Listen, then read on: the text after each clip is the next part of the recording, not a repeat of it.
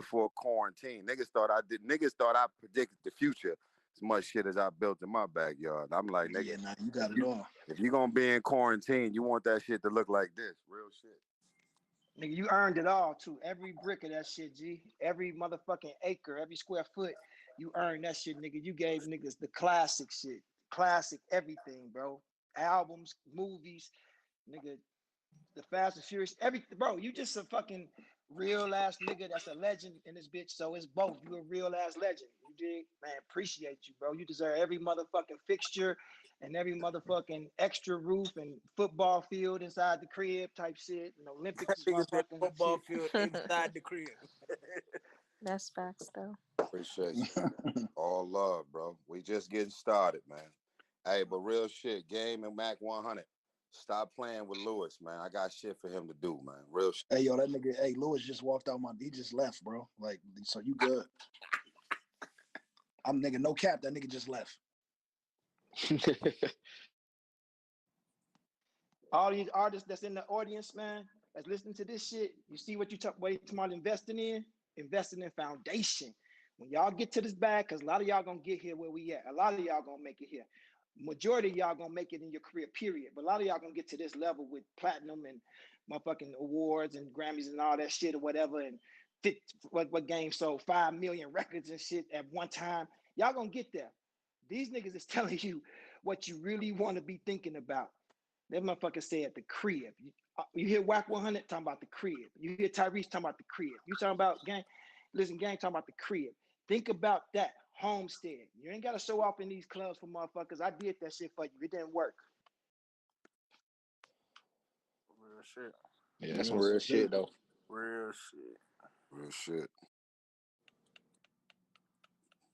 Get you a squad, nigga. Get around the people that care about you for real. Not just that you care about, because it's gonna be backwards sometime. You're gonna love these niggas more than they love you. You're gonna be more loyal to niggas than they gonna be to you. That's facts. You know, and it's gonna hurt when you see these motherfuckers ain't for real. It's gonna hurt when you see these motherfuckers ain't riding for you like you rode for them.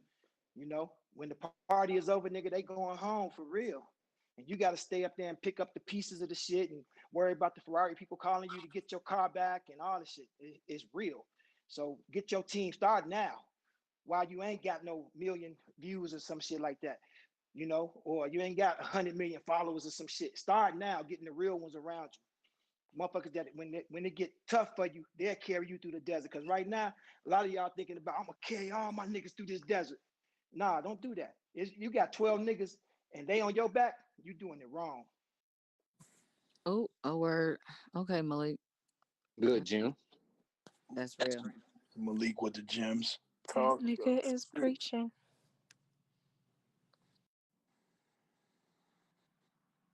I got one question for you, bro. I know everybody got a lot of questions for you. I got one question for you. What gave you your eye to see when the next nigga's coming up? How'd you see Will Smith? How'd you see Biggie? How'd you see Mace? How'd you see Game? Your track record is crazy, but what is it that made you see the shit? Please tell I'm us. talking to Charlie Mack. Yeah, I'm talking to Charlie Mack for real. Mac, You still said here? it's again visionary. You know what I mean? Like again, there's a certain light that everybody have on. I go with me. I have discernment. I can go in a room. It could be literally 1,000 people, and I say, okay, he got it. Literally, you see it. Is a certain energy that comes off of him. Really, and that's really that simple. I think about Yaz. You know what I mean? My young kid on Empire. Again, this joke goes on a bus with security, with shades on. You know what I mean? He just you just see it. You see it. It ain't even no major thing. It's just visionary. You see it. You come in as a magnetic draw. Everybody got it. The people that got it, they said that thing you talk about. They got it, and that's how you tell it. You know, anybody that know that work with artists or manage or cultivate them, that's the thing. You connect with it. It's a magnetic draw. It really is. Yeah, I agree. I mean, I don't know what it is, but you said it's something like invisible. Like for me to have the track record of all the way through with the Carl Thomas, the Common, the Raheems, the Kanye's, the Vic Mensa, the Chance the Rappers, the Travis Scotts, Ty Dolla $ign, all the track record I have. I don't know I can't explain it, but they come in, for me, they come in showing it. No, but that's what I'm saying. You again, Yeah. right? So you feel that, and you feel that thing, that aura about them, that aura around them. You feel it. Yeah, they come in. They come in with their stock turned on. Like That's like I most think like I powerful think I think about universe. Kobe, right? I know Kobe since he was like 12, 13. Kobe was doing it to grown men at 13 years old. No lie, doing it to him. Pause, Pause. but yes. Pause. Pause. I'm Hey just yo, saying. I Pause. didn't want to be the one to say it. I'm saying. Okay. Pause. Want to say Well, it. okay. I'm saying. Listen. On the court, he was working them. He was working them out. He was doing their thing to him. Okay. I mean, what the hell? What the hell? Pause. Pause. Okay. Okay. On the court. On All the niggas on court. the court, he was He was giving it to balling out him. of control. He was Pause. balling out of control. He was balling out Yeah, of there control. you go. There you go. So grown men though. Clean that up, Charlie. Grown men. Grown men. He was handling them. Star He shit. was. That's that star shit though. That's what I'm talking about. That star shit. Yeah. When you know it and you turn that shit on and you walk in the room, people gonna respond to that energy, man. Yeah. That It's fire. magnetic draw. It No really is. question. Appreciate that, OG. And they walk with confidence too. So you believe it. If they believe it, you believe it. There we go. That's it right there. Yes, You sir. know, I don't care whether the game's standing in the back of the room. Again, he knew I deserve to be in this room. I ain't in the front of it yet, but I'm coming. And you feel it. I remember having a conversation with him. He stand off to the side. I remember talking to him. He stand off to the side. I want to say we was at what's the spot on I want to say it's on Sunset further up. What's that spot up there, Reese? Up there near Hollywood, up there near Beverly Hills. That Katana? club. No, the club, the Key Club. I want to Yeah, say it was the Key Club. No, the Key Club. No, it was Key Club. Key Club, right? Game was standing on the side. I remember having a conversation with him. And again, his confidence was there, even though he was, again, it wasn't his moment, but his confidence was there. You And that said was it lit- wasn't that was- his moment. I said- You said it wasn't his moment, No, but his I'm saying- confidence was there as if Yeah, it he was. he wasn't on the stage yet, but he was like, when I get my opportunity, I'm standing up that mother. I'm standing up there, clearly. Man, I feel like I spent so much time watching other niggas go crazy. I literally all you had to do was hand me the microphone and Right. for your the moment. microphone to be nigga 15 feet away and another artist's hand, that shit was like burning in my soul, bro. Like I wanted to do it. You know what I'm saying? I seen Clue and Fab come through Snatch back in the day and you know take the stage and everybody go crazy. I just wanted I don't know, man. I wanted it. I wanted that shit so bad, man. Everybody wanted it more than the next person. I always talk about fighters. What determines the winner? The one that wants it more. Because they both train professional athletes. It's the one that dig deep and want it more. That's it. Anybody successful, that's the thing that they got. They get that burn. I want it more than the next man. And I'm willing to die for this thing. You ain't willing to die for it, don't do it. Because if you ain't willing to die for that shit, gonna kill you. That's for sure. That shit gonna kill you. It's gonna eat you up, nigga. If you ain't willing to die for it, it ain't for you. This shit, the blood sport at the top. We all fighting for these motherfucking billboard spots, and it's sometimes you just take time off and be like, let the next nigga run. But this the industry of hit records. Yeah, it's an artist industry where you can make your beautiful artistic album, but really the industry part, the occupation part, you do music for a living because you're creative, right? But the occupation is to get these songs done, get these songs turned in, get these body of work. You hear Game say he's already famous, locked himself in a studio for 3 months.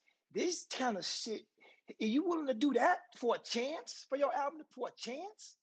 Kanye said it the best. He said, imagine making 5 beats a day for 3 summers. That's not no guarantee. He not signed to nobody. That was just in case a motherfucker zoom past and spent his block and he had some shit ready. He'd have ammo prepared. Wasn't no guarantee. It wasn't no social media. We couldn't holler at Hove, nigga. We was just trying to get this shit to. We was motherfucking, we was living like we had it. We did have it a little bit, but we didn't have it like that. But we did that until we could get to motherfuckers to notice us. And you got to be prepared, man. Y'all got to be prepared.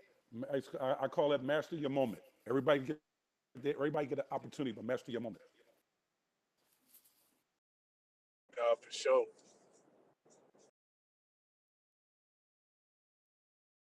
Once or twice, you ain't over. No, I got a question though. So, how y'all feel like with a lot of y'all being in the game and now, like these record contracts now compared to then? Like, do y'all see the difference, or you know what I'm saying? Like, They how do way y'all better view now. it? Huge difference. The power is in the artist now. I'm saying the artist realized it. That again, see what happened was the Jedi mind trick was that you worked for the label. No, the label worked for you, and artists know it now. They know it, I signed to and they come in the door like that. Universal. I signed to Universal 11 years ago. What should have been $1 million deal, I took $250,000 on, man. Now I made that money up by now, but they was playing games. That was my money they signed me with. You understand? They call it pipelining. But that's a clever way to say, hey, we're gonna go to the bank and get your money for you and give you some of it. We're gonna keep the rest of it, and that's gonna be our relationship from now on. That's what it is. And I'm not crying because Universal serves me very well. They give me a lot of movie placements and shit like that. All my production shit for Rihanna, Beyonce, they take care of that shit for me. But still, man, it's a lopsided relationship. It shouldn't be, we not partners. We not married to each other. You know, they work for me, really. Like OG just said, they work for me, but I didn't know that 11 years ago. They said, we can make it easy for you here. He go $250,000 for your pocket, move around, go ahead, go to Ferrari. We got the Ferrari people for you, go and get down. And that's what I did. But I didn't know no better. I had nobody tell me that this shit belonged to me already. It was already made. The money was made already. 808 Heartbreaks was going crazy already. Why did I do that? Lack of knowledge. Lack of fucking knowledge. And this is, now y'all got a chance to listen to this shit and never make those mistakes. Control and own your IP. Yeah, and the motto is the game is to be sold, not told. So y'all getting it for free. Next one gonna cost you. Yeah, for sure. Like I ain't gonna lie, that one thing, like I feel like us younger niggas, like I know it's to be sold, not to be told, but I feel like um, we kind of look at it different where we don't, and I think a lot of OGs now are seeing that too, where it's not really to be sold. You feel me? Like for our people, we gotta give it out free, bro, because a lot of these people ain't gonna be able to get through that door to even be able to ever buy the game. So it's like it's kind of our responsibility to kind of spread that knowledge, you know, um, as much as we can, in my opinion. I've been giving it away for 4 decades at this point. You know what I mean? So It's true. that's what And I do. I there's a pour into level where people. you pay at. There's a level where you pay at, but this might not be Yeah. that level. This entry No, it's level, not. Well, you this know. Hey, right here, Tyrese. this right here isn't. Hey, Tyrese. What's good, King? Hey, my bad. Lewis still here, man. My bad. Yeah. What up, family? How you doing? Yeah. Hey, I was about to say when he leave, you like, yo, Lewis just pulled off. Yeah, he on his way to Whack 100 house. I know. No, see, I'm stopping by there to look for you a bulldog. See. Oh, so you got the text message, huh? Archie told me yesterday. Yeah, we need to find King his queen, man. He running around this yard miserable right now. We got to get him right. Yeah, see, man, we working as a family, Reese. Yeah, he like we work as a family. I'm gonna send him back to you. I'm gonna send him back. He on his way now. He on his way. He on his way. Hey, now, Nigga bro, hey, now. nigga, hey, Hey, Lewis, we was on this motherfucker nigga, talking about you for 30 minutes. Like, these niggas, like, letting me borrow my guy back. What the fuck is going on? nah, this nigga Tyrese literally had the one man that could do everything. This nigga find pit bulls. This nigga hang TVs. This nigga build houses. Like, nigga, ain't no way. Yeah. Yo, that's the funniest shit. This nigga fine. Hey, somebody give me Lewis' number right quick, Joe. I got a crib in LA. I got a crib in LA, nigga. I'm from Chicago, but I got an LA crib, nigga. I'm Lewis' agent. I'm Lewis's agent. You gotta holler at me. I got you, Lewis.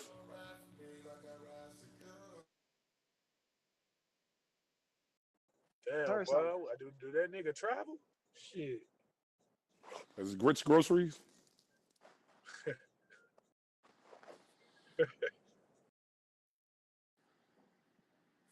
Everybody is in LA. A lot of people, not everybody, but a lot of people is in LA because that's where, just for y'all in the audience, because that's where a lot of the business take place at. A lot of the contracts and stuff get signed in LA, and used to be New York, but Atlanta is coming up in that place. You see 21, he got the shit on lockdown there, but the industry is moving there. The industry power makers are moving there, so you ain't got to just jump to LA no more and live in your car.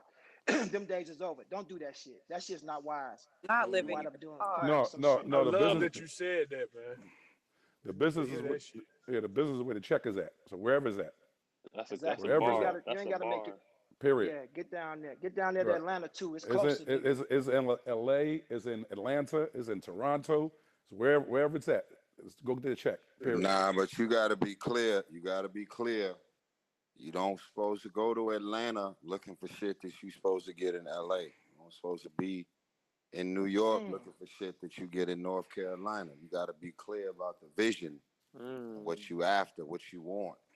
And I'm one of them niggas that believe in paying their dues. So if you got a Sprinter van or an RV and you want to come here and set up shop and go network and socialize and try and get on, only in LA can you go from a limousine driver to an Oscar award winner. This real shit out here in LA. Hey, Savage, bring Punch up. I got him. I would and I agree with you, Tyrese. Of course, you didn't made it from the mud, of course. And when I didn't understand, I built in my backyard first. You know what I'm saying? I got with Common, who was the nigga that was the next heir apparent. And I didn't come in saying, hey, I got lyrics, I can write songs, I can produce. I came in like, hey, what do you need? What's missing, nigga? He's like, money, which is gonna be everybody's answer at the beginning of their career. So I financed a bunch of shit, just financed. I had my own little occupation going. So goddamn it, I was be able to do shit, What? and I knew people, I knew Puff and all them like that. But I built in Chicago. I built with Common. Then he said, hey, come on tour with me. He had the album with Erykah Badu and Lauryn Hill and the Roots and Cannabis and all that shit. So I put my money together and toured, and I did my business while on tour. So I was saying that kind of, Tyrese, but yes, you are right. It is a plethora of opportunities in LA. I think my point was to people like you can build around you, your neighborhood, your job, your community, your church first before you bust out. You want to do this. Ready? You don't want to do ready, fire, aim. You want to do ready, aim, fire. I think that's what I was saying, bro. What you said, Clue? I had a car. Oh, I was Oh, saying now I that was telling you to bring Punch up. Now, Meezy got him, though. so yeah, you hear what I'm saying, Tyrese? Yeah, you just got to go where it's at, man. It's but I agree. You got to, but I was saying you got to go where it's at. Where is it at? And we all know that there's a lot of movies being shot and TV shows. And for niggas who don't know, they shoot. Charlie, mute your phone. Charlie is sitting 4 feet from me. Mute your phone, Charlie. Everybody shooting their movies and TV shows in Atlanta because when you shoot there, the shit is like a coupon. They give you 20-30% back of your overall budget. 60.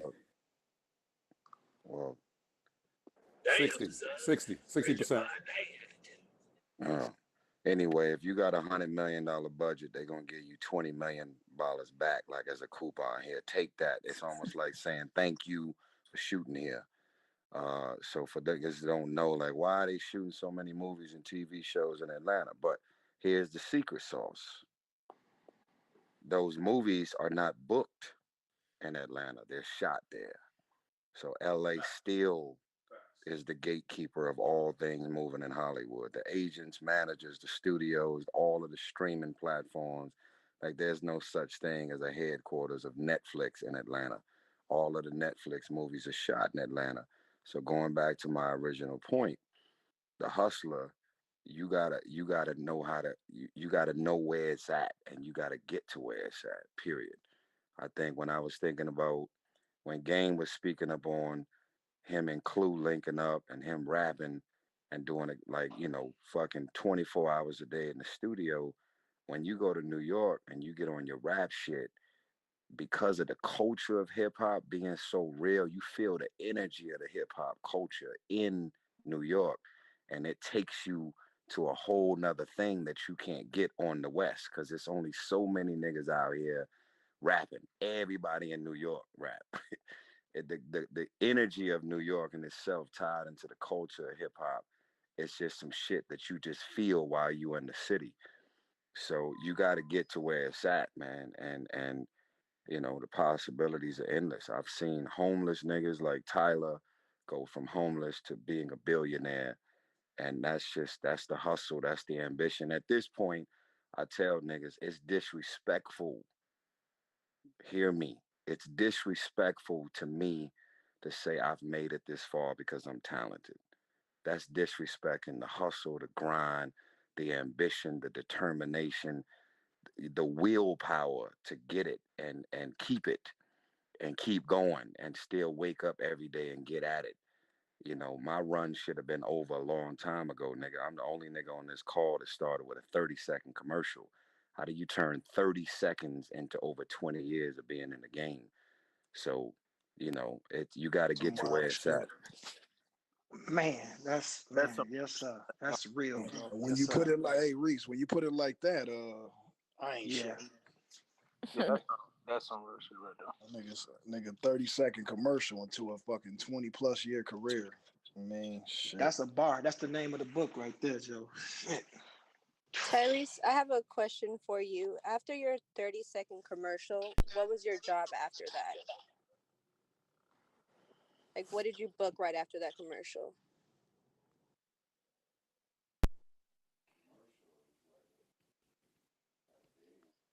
I think it was MTV, right, Reese?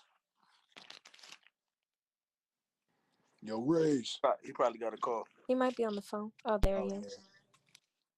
Yeah, nah, it was shit. I went from MTV to I started a little goofy little modeling run with guests.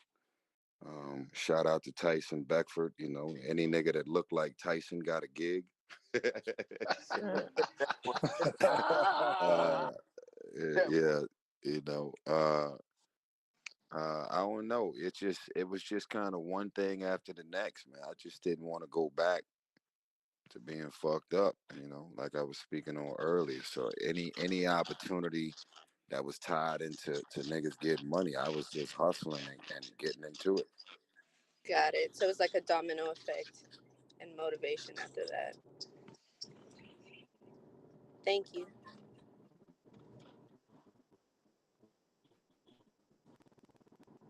How much was the first check you received from the Coca-Cola shit? Cause that was international commercial. I ain't gonna get too deep into your business, but that was a residual situation. Am I correct?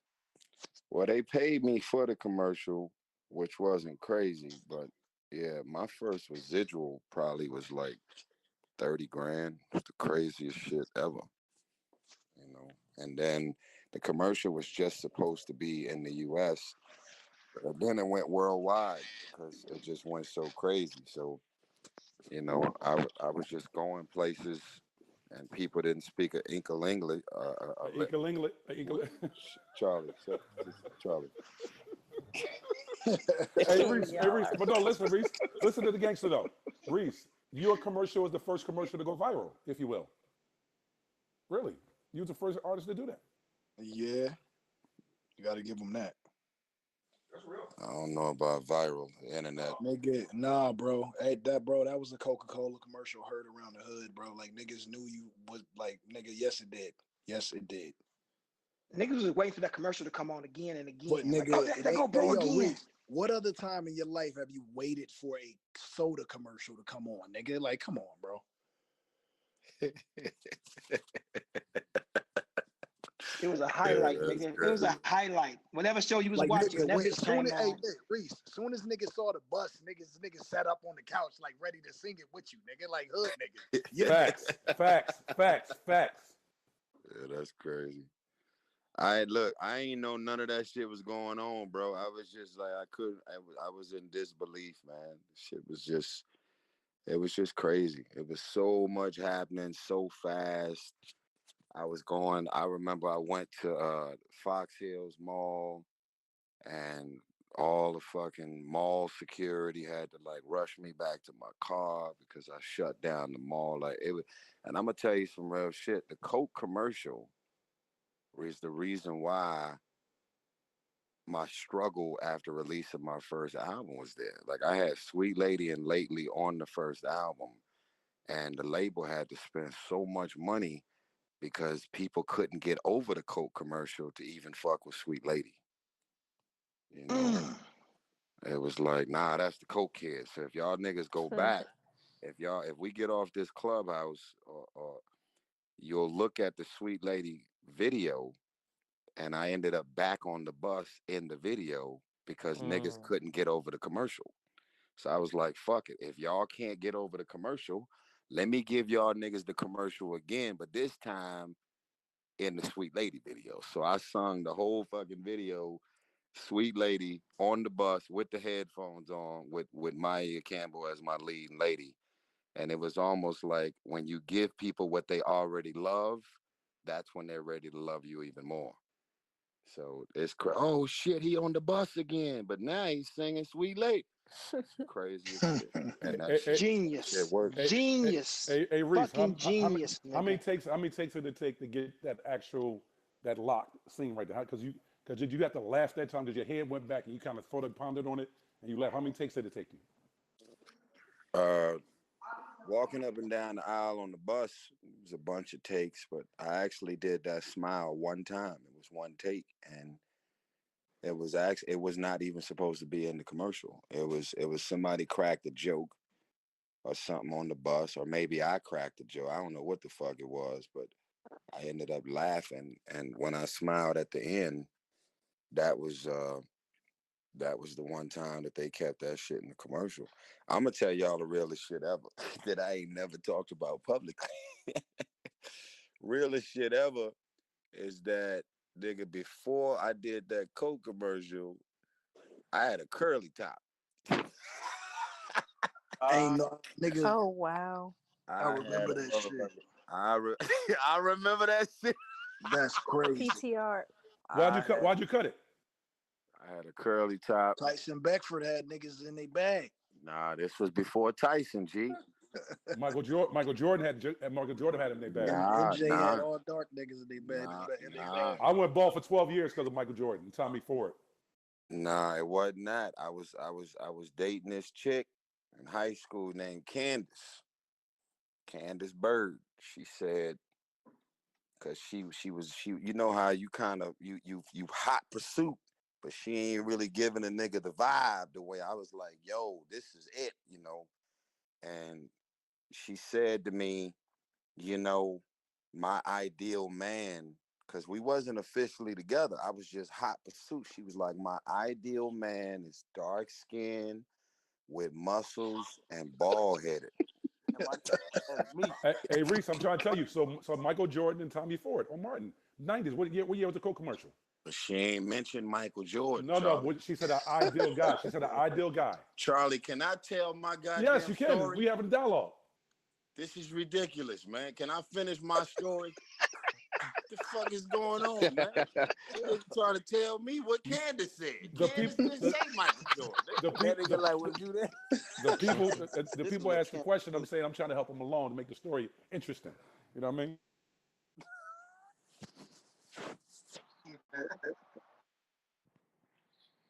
So Michael Jordan and Tommy, you know what I mean, they cut their hair, you know what I mean? And Candace seen them, you know what I mean, and said, okay, Tyrese, my ideal man is muscles. Hold on. Did you take the nigga fall or some shit? Hey, that nigga Charlie took the nigga Reese fall. So she said, you done, Charlie, with my story? Can I finish my story? Okay, all right. So Candace said, my ideal man, dark skin with muscles and bald headed. Now I didn't have the muscles and I didn't have the bald head. So one day I was cutting you know how niggas in the hood used to put the shoestring on their head and cut their own bowl cuts. This was long before the fades came in. So I was cutting my own hair and the fucking guard slipped off and I got a big ass nick in my curly top. Fucked my shit up. Everybody did that.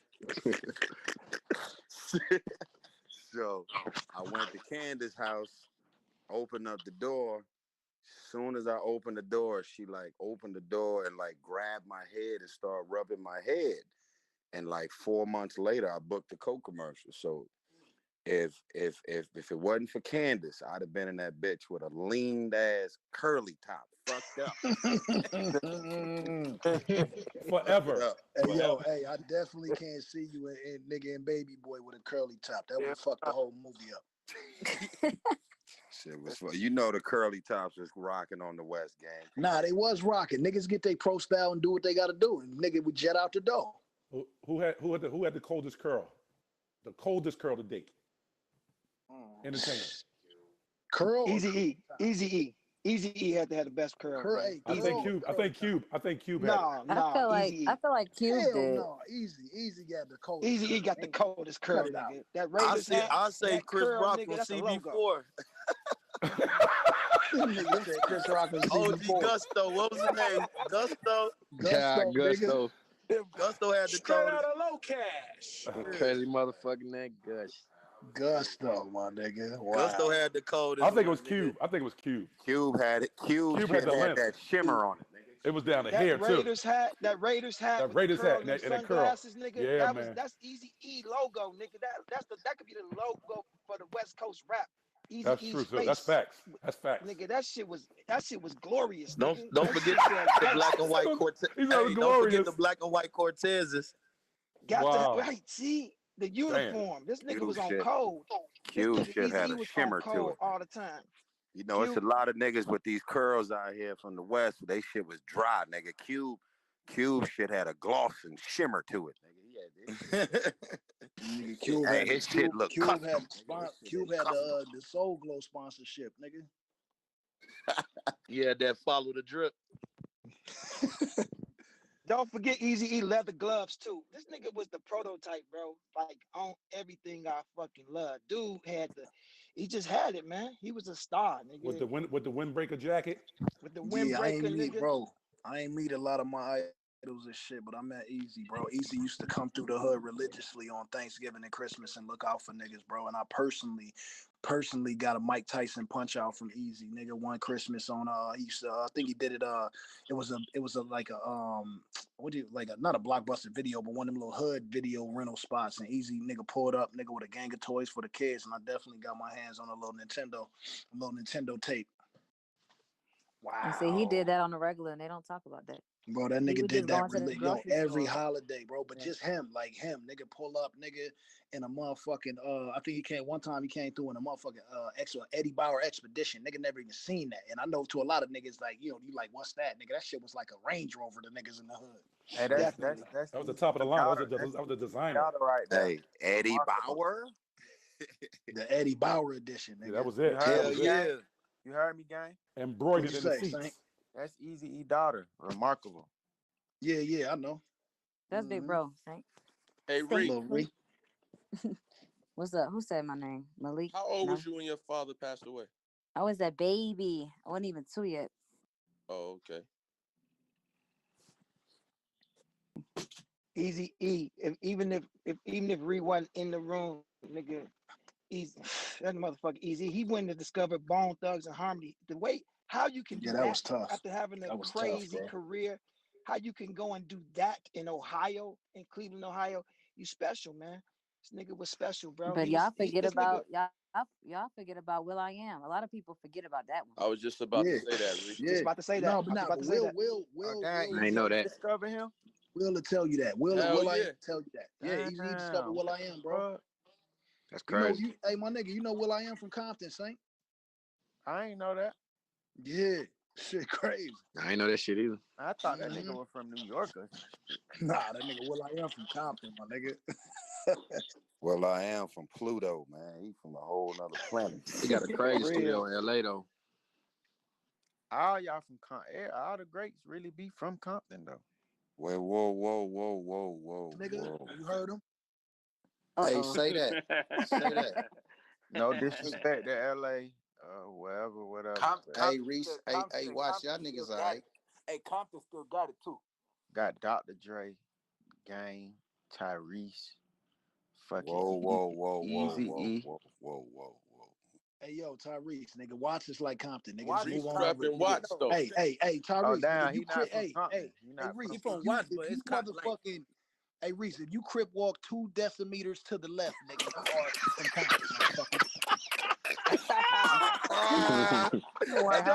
How far is that? That shit ain't that far from each other? Nah, like literally.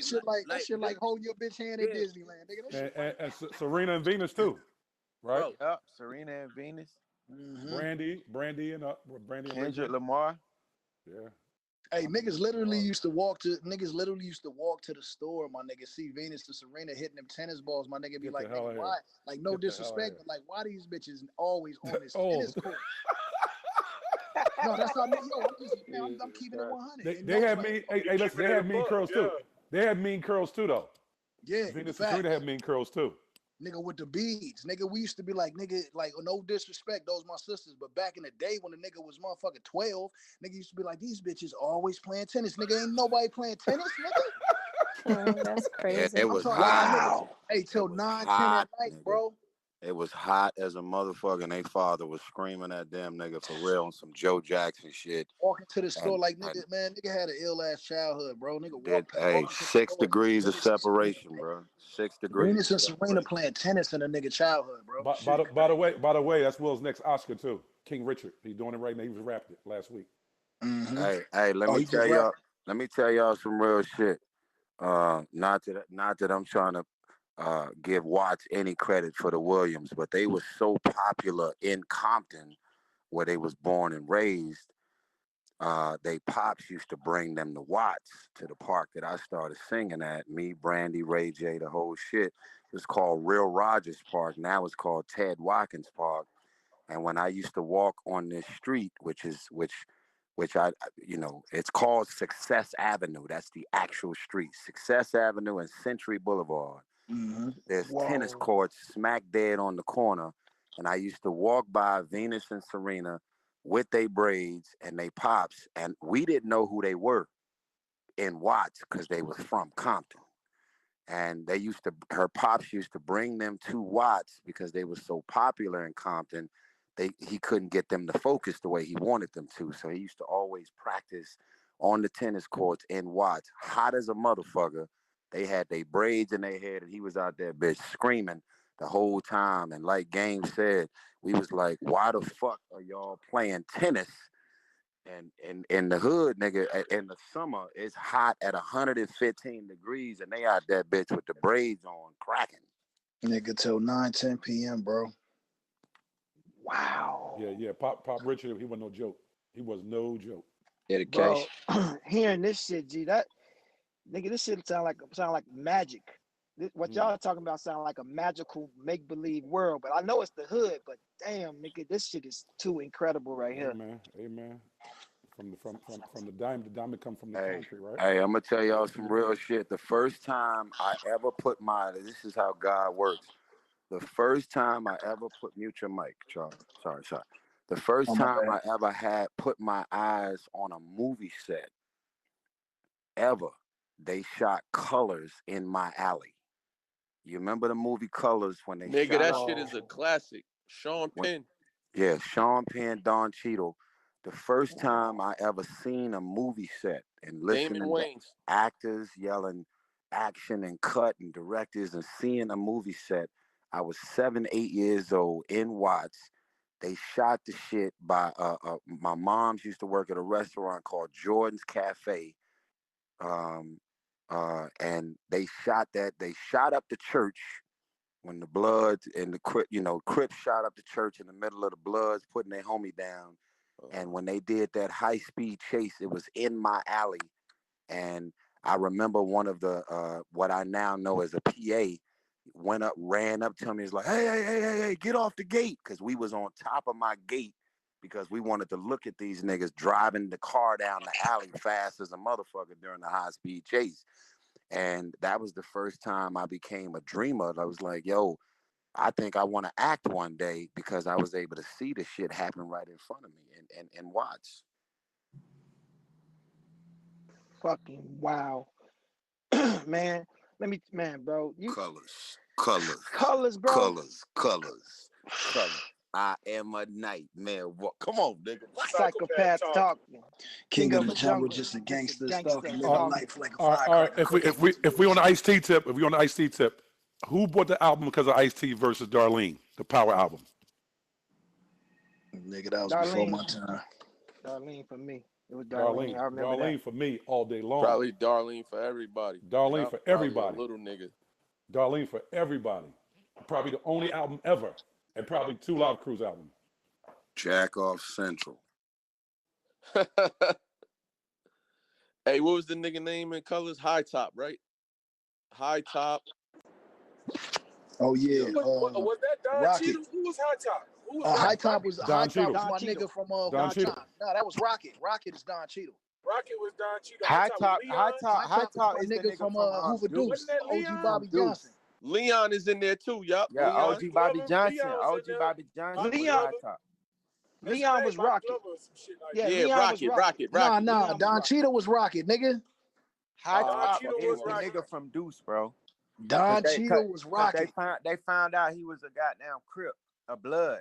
They was like, oh, this nigga. Oh yeah. This kid's a Blood. Cancel Christmas. Yeah, on God. And he tried to swallow the dope. Hey, Damon Wayans was the funniest nigga in the movie. He started dancing with that rabbit. That nigga was crazy. Nigga T-Bone in the county. Yeah, T-Bone. No. He was trying to knock the rabbit off. And they trying to take give my rabbit. Give my rabbit. Nigga had on fuck the rabbit. Yeah, he trying to knock the rabbit off. Nigga had on a diaper like the baby. That nigga was fucking the hell out that rabbit. He took the lining out of it, huh? Fucker, man. Hey, on my time, I'm gonna say this. I was in Chicago.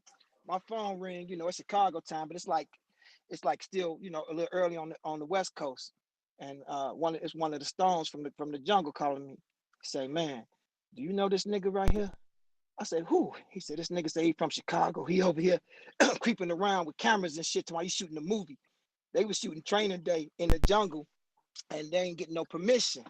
So he said he's from Chicago. They said, who you know in Chicago, nigga? Say it right now. He said, I know Malik. They was like, Malik Yusuf?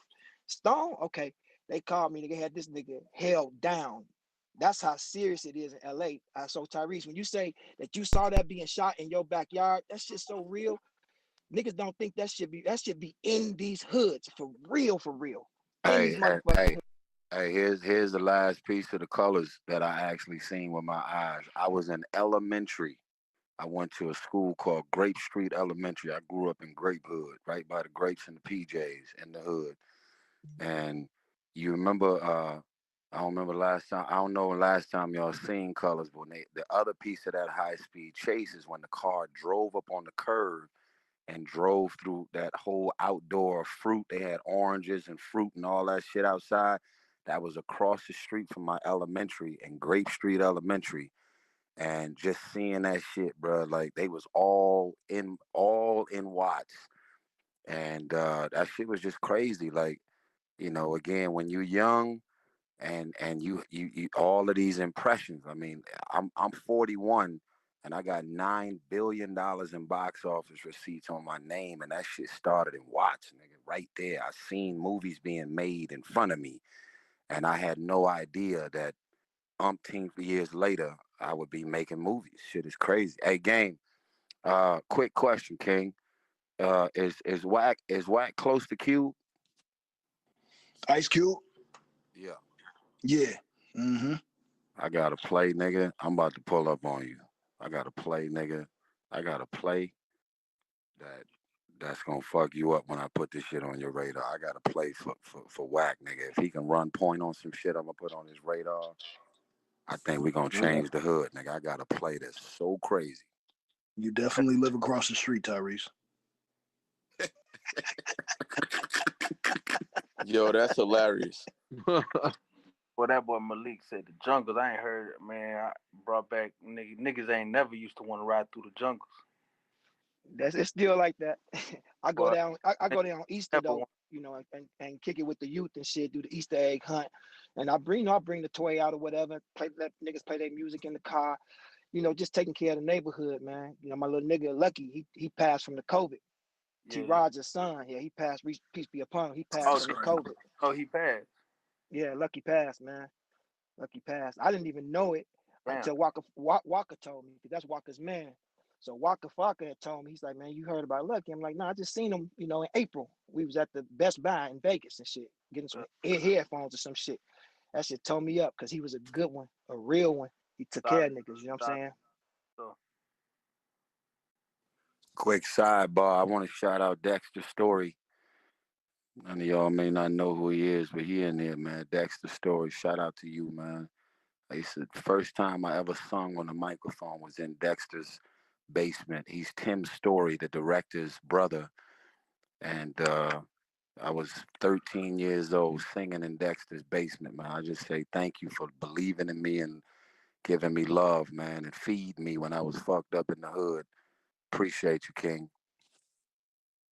Wow. Shout out to Dexter.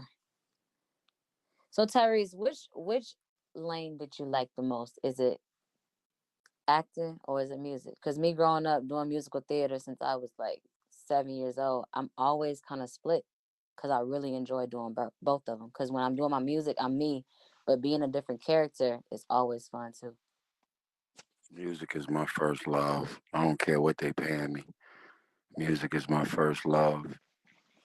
You know, I love, love, love music, man. It's a real passion for mine.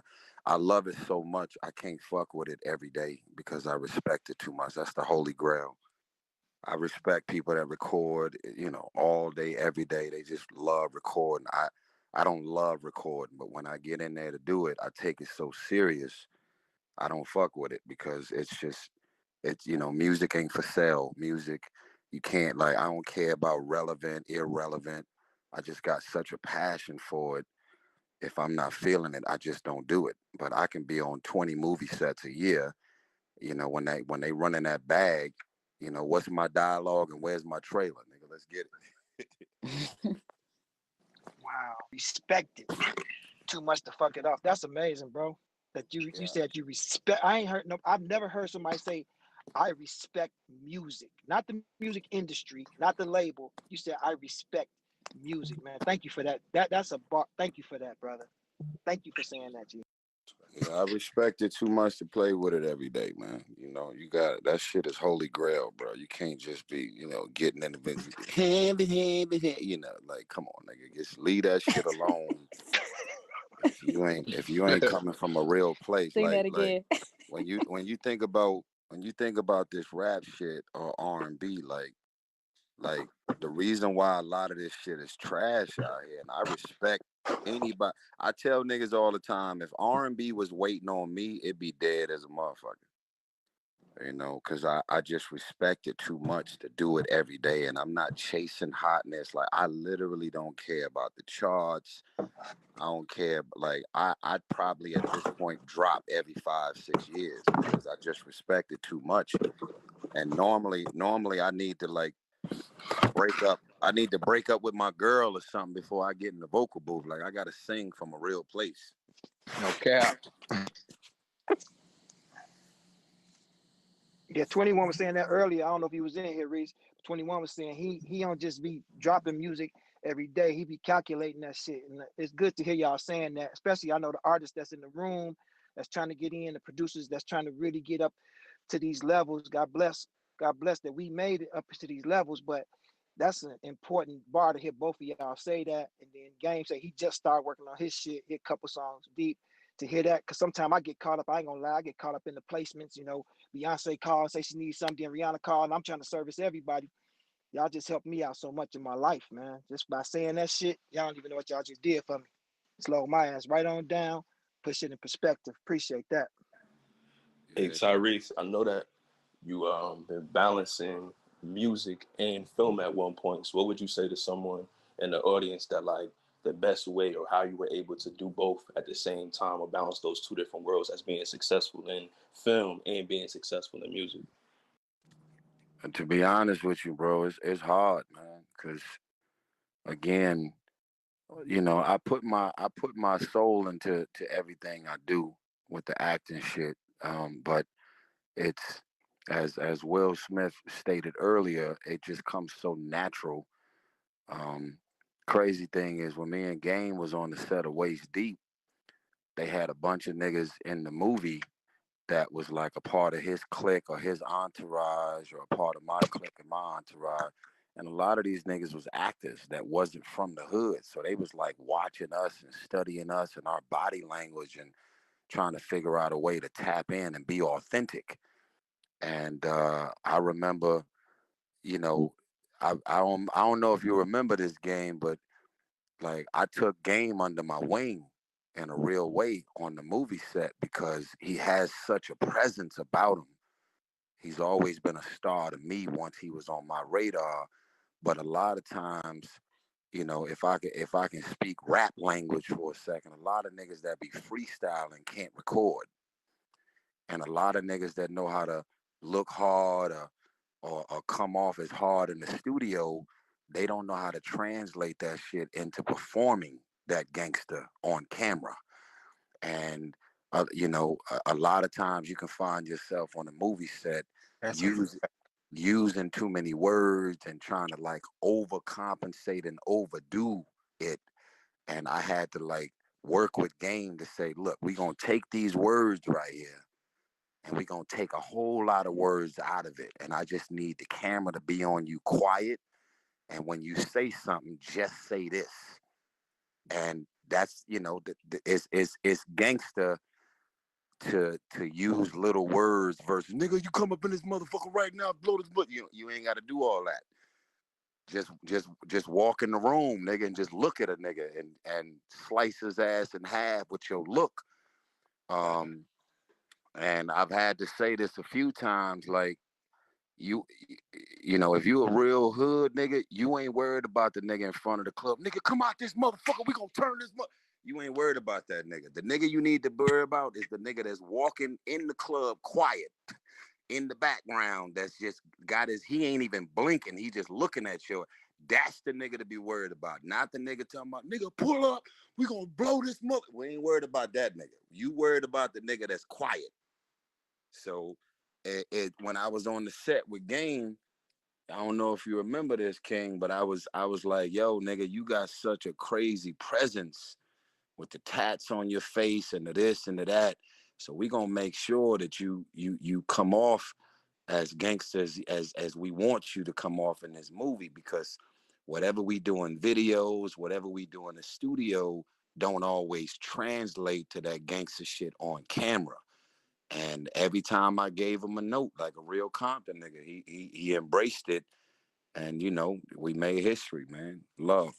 Yeah, nah, you know what's crazy about that is that you know, I came when I first came on the set, bro, and I mean we talking about silver screen, like a big emotion picture, something that went straight to theater and that was huge at that, especially at that time, and the magnitude of where you were in your career, both musically and acting, and then me coming in, you know, fresh off the documentary.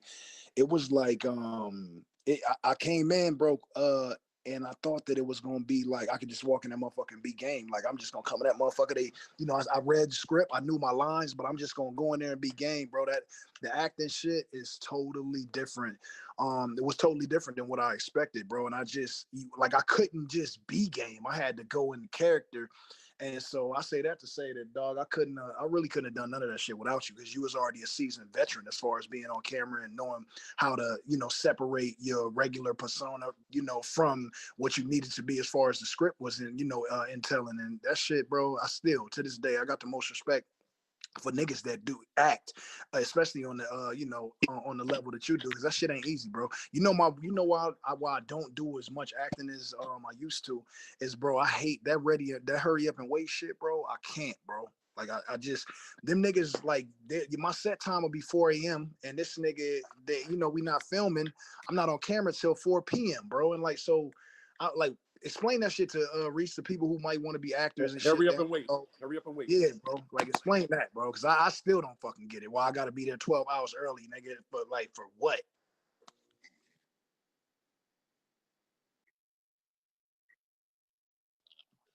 Exactly. Because we, you know, they book us for 45 to an hour. And we like, nigga, you know how much money I could have made while I'm in my trailer just waiting. I don't care how many niggas you got around you, smoking, drinking, hanging out in the trailer. You like, what the fuck? Um, but the truth is, they just didn't have their shit together, nigga. That's why we was waiting around that long. But Reese, that's not why they bring you on, like he's saying, what Game is saying. I'm saying it might have been on that, but I'm saying, but that happens in all production. They bring you in early. They bring you in early because, again, you never know what could go wrong, and they move on. They got to make their day. They have to make Yeah, their day. but Game, if you remember, King, you had that shit on your eye. Yeah. Oh yeah. Now I had to come and sit in makeup for 2 hours. So I forgot about that. Yeah, shit. you had that shit on That your nigga, eye, and then they had, when you got shot and blood, and so it was a lot of shit that you just had to do to go through the works to get prepared for what we was doing, and then you had to hurry up and wait factor on top of it. Exactly. But the truth is, you never get used to it, bro. Like I got this thing I do now, to keep shit simple. As I always develop a relationship with the first AD. The first AD is the nigga that creates your call time, and my relationship with the first AD is always this. Look, bro, I'm bald headed. I'm in the makeup chair for 5 minutes. Don't fucking call me to the set unless you actually need me. And so to make sure that I'm an example of how fast I get ready, I get to the set, and then I always have a walkie-talkie in my trailer. And then they be like, oh, if I got a 2 p.m. call time, I'll be ready by 2:15. And I'm like, yo, I'm ready. And then he'd be like, fuck.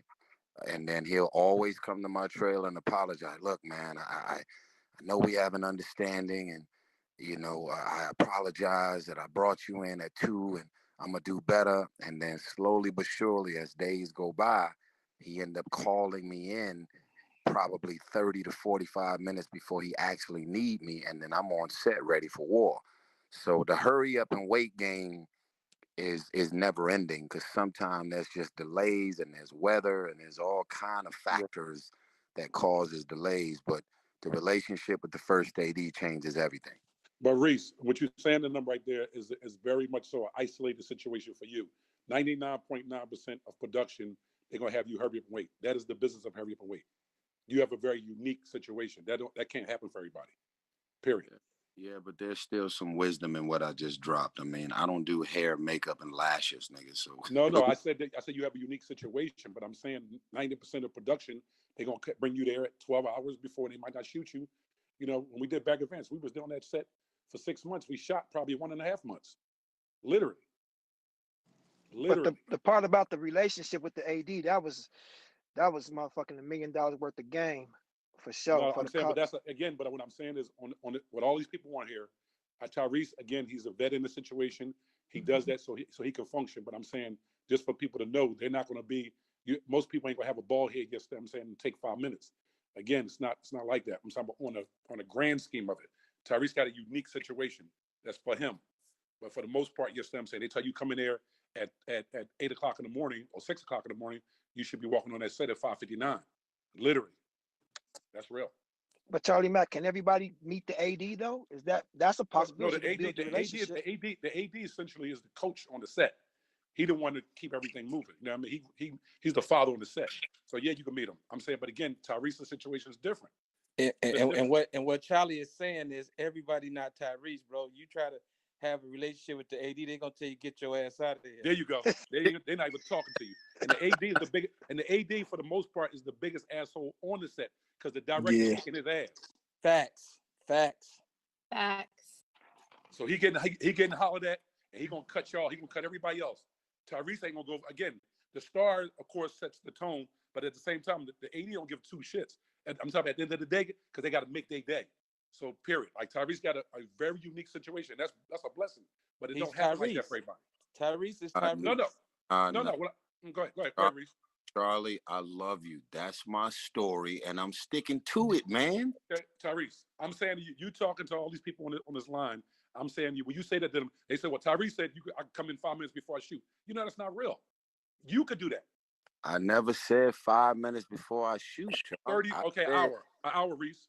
I said if you really work with the AD and he's used to divas. He's used to actors that are 2-3 hours late. He's used to niggas that don't respect the call sheet or the call time. So when you develop a relationship with him and you let him know, I ain't finna get to set and take 3 hours to go through the works, get dressed, be in the trailer, listening to music, smoking, drinking, bullshitting. When it's time for war, I'm ready for war. So I have found, whether I'm at a certain status or not, that if you have a relationship with the AD and he see how fast you get dressed, then it'll cut down some of your wait time. And that's my story, and I'm sticking to it. I'm not saying don't stick to it. I'm just saying you have an isolated situation. That's all. I'm not here, you know what I mean, to try to say that your process is not your process. I'm saying as a whole. I'm saying for the most part, any actor or anybody trying to pursue acting, you going up to an AD talking to him because you buddied up with him for the first 6 weeks, and you're gonna be able to do what you want to do. That's not true, and you know that. All right, hold on, Game. I'll be right back. I'm finna walk to the kitchen, man. No, don't come to the kitchen. Don't come to the kitchen. You stay over there. I'm good. We good. Hey, my Hey, listen. brother I'm LT in here. just telling y'all again. Reese got an isolated situation. Everybody is an actor, and they know the AD gonna tell you, listen, get dressed. We'll be ready for you. And all they tell you each hour, we ready. We close. Because what same thing he did is what I used to do with Will yesterday. So I tell the AD, I said, give me a 30, give me a 15, then give me a ready. Because I'm saying that ready could be another 3 hours. Literally. Mm-hmm. Tyrese, most of us say we're gonna go in the kitchen. You say I'm finna walk to the kitchen. That's like, you know what I'm saying, come on, man. That's a flex. That's a huge. My brother be like, I'm finna go in the kitchen. Cool. He's like, I'm finna walk to the kitchen, as if to indicate the kitchen ain't in the some same. distance. The kitchen ain't in the same building. That's why. But no, I'm just saying. What he said again. That's an amazing situation for him. But just as a whole, because I don't know how many people's on it. I think it's about close to 2,000, and I don't know how many of y'all want to pursue acting. You better not go up to that goddamn AD talking about, I'm coming in here. When they tell you your call time at 6 a.m., you're going to come in there. They're not going to shoot you till 6 in the evening. You're going to come in there at 5:30. They're going to get sent home. That's what I'm about to say. They're going to send you behind home. Trust me. Is that LT talking? LT is a movie director, producer, film producer. LT will tell you that. LT.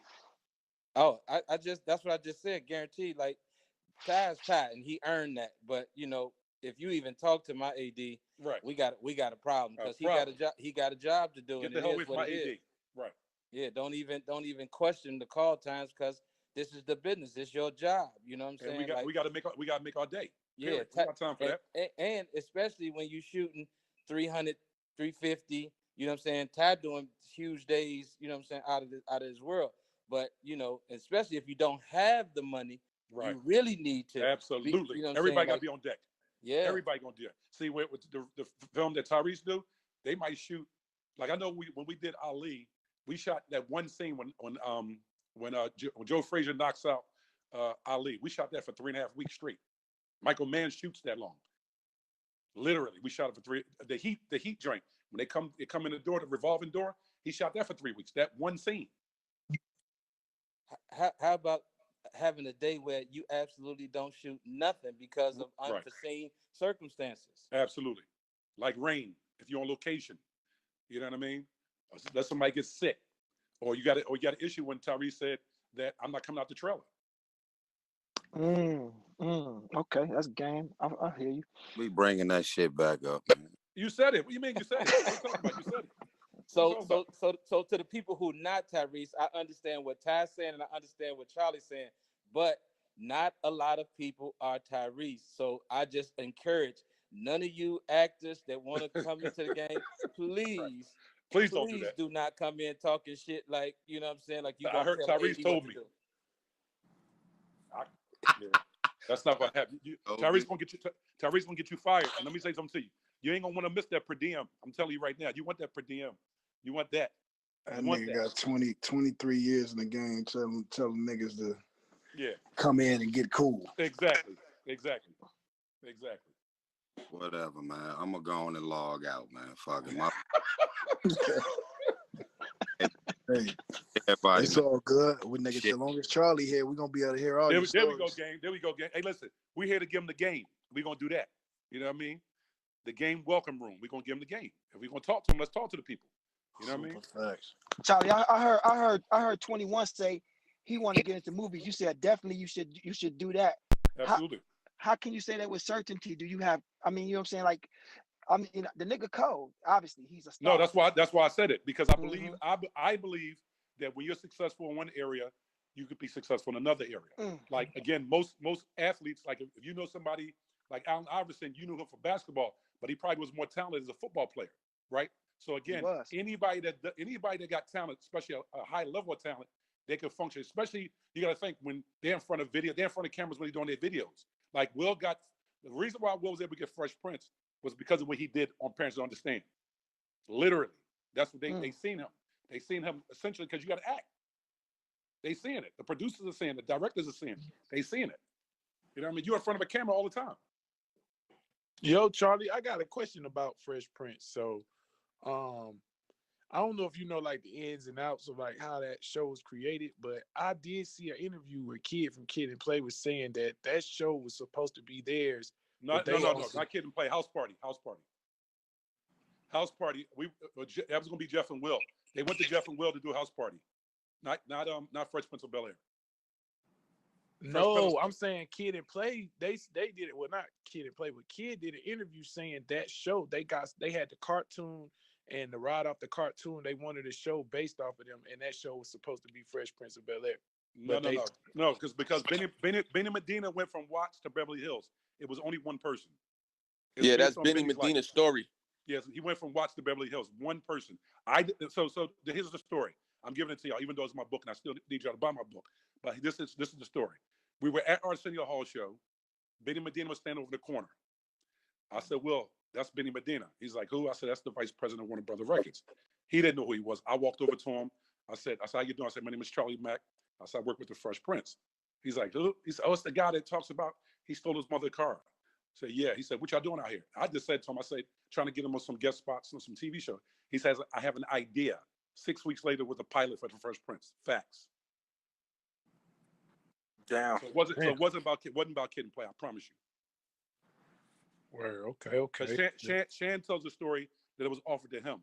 You know what I mean? Now granted, Benny did have it before we approached him, so it very well could have been. And Shan was signed to a Cold Chilling / Warner Brothers, so that very well could be that. I don't know that to be factual, but I'm saying I would believe, and I'm not taking it from Kid. It may have been Kid, not Kid and Play, because it was about one man's story. So Charlie, was that before Quincy Jones, or that was after? No. So what happened was, so Benny took it in to Brandon Turnikoff. Brandon Turnikoff turned it down. Benny went to Quincy. They called the Big Homie, and then Quincy walked it in, and he went to Les Moonves, and he went back to, and he created a war, and he said, "If you don't take it, I'm taking over Les Moonves," and then Brandon Turnikoff picked it up.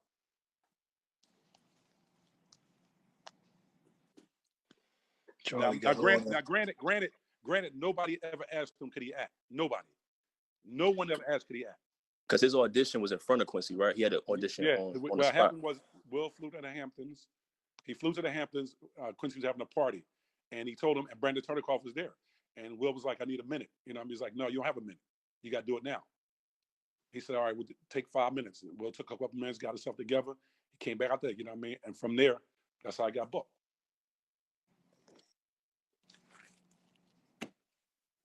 Hey, Mac. $1 million worth of game, man. Hey. You discovered Meek, or you just had him in the contract first? No, I discovered Meek. Meek and Boyz II Men. And Yaz from Empire, and Miss Jade. You know, I got my resume pretty stellar. It's pretty stellar. What's that story? Which one? Miss Jade? Meek. Oh, Meek. So I've been in the business since '78. All right. So Meek's uncle is probably the forefather of DJing. I got him his first record deal probably 1984, 85. Some 30 years later, I got an R&B group called 5 PM, and I was looking for young Chris from the Young Guns to get on the record, to feature on it. There's a record guy in Philly named Brock. I called up Brock. I said, "Brock, I need young Chris." He said, "What you need him for?" I said, "I need him to jump on this record." He was like, "Let me hear records." So I played the record for him. He said, "No, it's this kid named Meek you got to listen to." So he brought Meek up. I went up to North Philly on Ridge Avenue. Meek got in my car. He played "I'm Not a Rapper." When he played "I'm Not a Rapper," I was like, and I was actually, because I produced ATL too. So at the time, Tip was out in LA working on Paper Trail. So when Meek got in the car with me, I put the CD in the joint. I was like, God, I was like, damn. When I heard him, I called Tip up right away. I said, "Tip," I said, "I got this cat here in Philly, man. He can go." He said, bring him out to LA. That was on a Wednesday. We got here Friday morning. Went over to the studio. Yeah, that was. That was, I want to say it was 09. 09. So we come out here, yes, I'm saying that's when he's doing Cry Me a River. He's doing Swagger Like Us. He's doing the Macy Gray record, Justin Timberlake record. So we go over to the studio. We hanging out with him probably for about a good 8 hours. So when we was leaving, I told Tip to take him with him. He got in the car with him. They talked. You know what I mean? He played his mixtape for him because Meek was already fire. Yes, he was already getting at it with this one particular record called I'm in My Bag. And so New spot set. Yeah, that record was crazy, you know what I mean? And so so from there, it just started going up from there. Tip. Now what happened is most people think that that we were going to sign with Tip. We were going to sign with him, but Tip got locked up. So while Tip was locked up, I went back and we went and ripped it. We went and tore the streets up. We just built it up more. Just built it up more and just built it up more, built it up more. When he came back out, I want to say when he came out, Meek got locked up. So it was like kind of flip-flop. Meek was in jail for about a year and a half. So when Tip came out, Meek was in jail. Then when he got back out, he was in jail. So it went like that for about 3 years and went like that. Next thing you know, Cosmic Kev hit up, actually we did Rose Red. We did a record called Rose Red. And when we did the record, of course, Rose Red, you know what I mean, Meek got on Twitter and said at Rick Ross, he was in Philly, at him.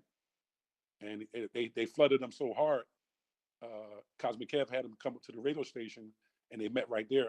And that's how that situation happened with him and Rick Ross. And then the rest is history. Wow, you facilitated that. That's amazing. Shit. You said what? I said you facilitated that. That's absolutely amazing, man. That speaks volumes to your gift that you work at within. You working within your vision. You said it earlier. You got vision. You're a visionary, and when you work within your gift, everything happens. The spirit of discernment. Yeah. Tyrese mentored Meek early on. Like I did a mixtape, like almost like a documentary, Mr. Philadelphia, and I was running Meek around. Again, I got all his footage. I just watched it last night from that time. But Tyrese was one of the first ones that actually mentored him early on. Wow. And Tyrese, what's Voltron Travel, bro? I just peeped your demonstration, G. Is Tyrese still in here? I think Reese ducked off for a minute. What's Voltron Travel? Do you know, Charlie? Yeah, that's his brand. You know what I mean? Everything with him is Voltron. I don't know the actual meaning of Voltron, but everything with him is Voltron. So he still got that crazy ass Sprinter with Voltron in the headrest. It's his travel agency. Yeah, I mean, it's not just a travel agency; it's his whole overall brand. Yeah.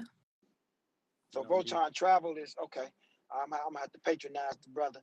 You know, next time I book people, when somebody need to get fluid out here to the West Coast, I'm gonna have to use bro. I'm gonna tell Reese get back on to talk about that because he need to get that game because I know you don't want people to hear about that. Hold on, let me just get back on. Hold on.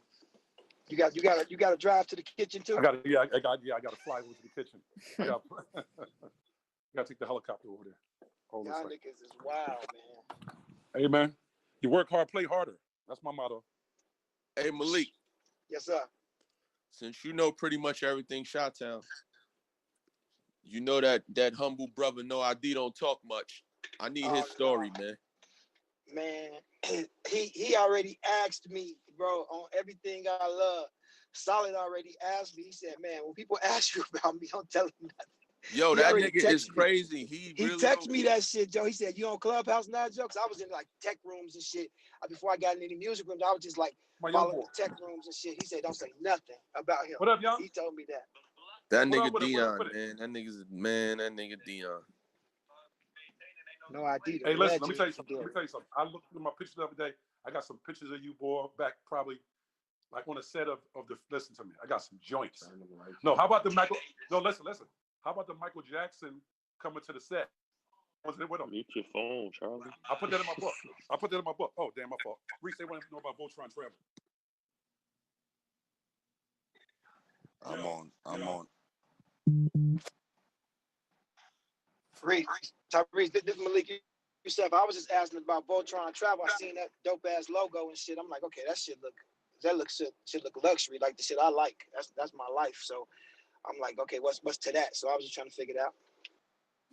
No, you know, we all trying to reinvent the game. Charlie, I'm not gonna be able to do this with you there at the same time. This nigga talk.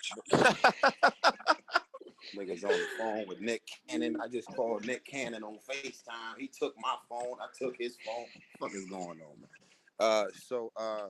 Yeah. So I now you walking outside. Yo, Charlie, what the fuck is going on, man?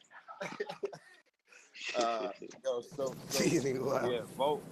VoltronTravel.com is just me doing some new shit, man. I partnered up with Priceline like 3 years ago. I partnered up with Priceline.com and Booking.com, and I just, you know, because we dealing in a different world right now with the racism and the temperature in and around corporate America, like working real hard to diversify and include us in more shit that they never include us in. So 3 years ago, I just sent the CEO of Priceline a fucking letter, cold turkey. Just hit up like six, 7 people at Priceline and formed a partnership, VoltronTravel.com. So hotels, flights, car rentals, Airbnb type of bookings and flights worldwide. I own 100% of the company. Every time a booking happens, they eat off of every booking, but it's my company, and I just, you know, we've been killing. We number one, and I'm the only nigga in the travel space. So make sure y'all lock in. For that? You thought you was, nigga. Game Travel coming out tomorrow.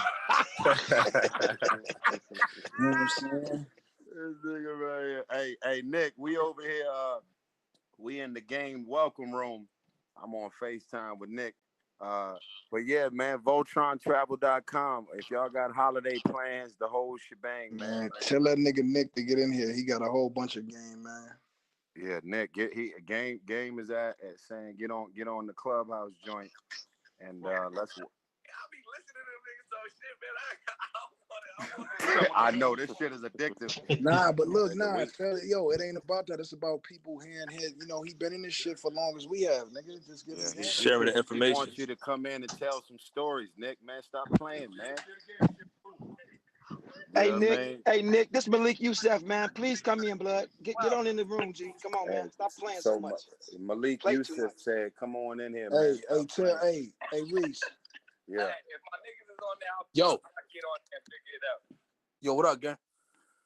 Nah, I'm talking to Reese. Go ahead, G. I hear you. Okay, go ahead. Fuck. I forgot what the fuck I was gonna say. ADD, let's go. Nick a real one, but just so y'all know, Nick a real one. He put so many people on, man. I was on the Grammy carpet one year, and they was not trying to give me no interviews. Motherfucker was shunning me. Nick grabbed me. He was at CBS, the real station, Joe. Fired that shit up. Niggas in Chicago seen that shit at the crib, man. And the deck went up. And that nigga didn't have to do that at all. It was big stars on that bitch. And that was my second time at the Grammys producing some shit for Eminem or something, or Kanye or something. This nigga grabbed me, gave me a whole ass interview, staged all the questions, threw me the softball so I could hit home runs off them bitches. Gotta always honor the niggas that look out, man. When nobody had to look out for me, nobody had to do nothing for me. Nobody still do. But then I didn't mean nothing to nobody. That nigga gave me a whole interview on CBS on the Grammy red carpet. I cannot forget that. Appreciate you, bro. So I got Nick on my FaceTime. He just heard what you said, Malik. He about to walk into a meeting, so he can't get on Clubhouse right now. But Nick, you want to respond to what Malik just said, King? That's all factual right there. That's my guy for life, man. Malik the legend, and hey, I was just doing what I was supposed to do. It wasn't even no other option but to salute the king where he was being honored. So that's how we got to do it. Same thing. I remember one time we was all in, early 2000, man. Tyrese was sitting at one of them conferences, same thing where they interviewing us all. Somebody said something sideways to me. Reese got up and got in that reporter ass immediately. Just for each other, just showing us Black kings how we stick together. That's what it's all about. Wait. Tell me that story again. What happened? GCI, we was at GCI. I was on one of them panels with me, you, Kanye, and it was asking like how, who really from the street doing it. Rapper and an actor, you gave him I didn't even give me a chance to answer. You just let them know that that I was certified and we was on real right there on time. Nigga, yes sir. Yeah. You know, hey man, listen, man. When you in the game and they be trying to be little or be condescending, because the crazy thing is this: they always want to get a nigga that's already on love, and then they want to disrespect where somebody at or the potential of where they can go. And that shit don't sit well with me, man. Like me and you ain't never done a song together. I don't even think we ever did a movie together, nothing. But it's like you niggas ain't finna be disrespecting nobody in my presence. You know what I mean? And that's just how I move, man. That's how I move. It be so much shit happening in real time. I don't even keep receipts on it. I don't ever make reference to it. It just be like, nah, you ain't finna come at niggas like that, man. What the fuck was that about? Yeah. So I'll never forget that. That was 20 years ago. Like, that nigga a real one. Like, all day. I was in my first music video, Nick video he did out here in Chicago, Gigolo. I was working with Hypnotic Liquor at the time. We was the one put the Hypnotic bottles on the set and stuff, bro. Mikey, you better not be in that video, bro. Hey, hold on 1 second, y'all. Y'all keep chopping. Hold on 1 second. Mikey, if I find you in that video, that's your ass. It ain't. I ain't got no main role. I'm just like on the scene where like if it's like Nick and homie on the bridge, and it's like a scene where it was like all like the fella shot. I had like a little throwback jersey on. Matter of fact, I had on Michael Jordan's last All-Star game jersey from Atlanta, 2003 All-Star game in that video. But now I was working. We gotta find him, Eazy. We gotta kill him. I'm a gigolo spinning lots of dough.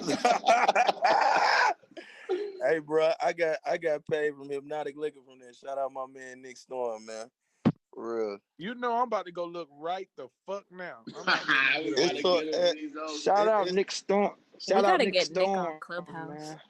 You say you gotta get who on Clubhouse? Nick's on here. Nick, if you said Nick's on here. That's a legend right there. He put everybody on. Yeah. He cut a lot of checks, bro. I appreciate that dude. Nick Storm definitely cut my first 100,000. I think I need to go collect from everybody I put on, goddammit. Shit, man, nigga. Whoever said that, pick me up. This LT Hutton. LT, this Bart, pick me up, nigga. What's up, Bart? LT, you ready for tomorrow night, bro? Oh, the Death Row Rockefeller?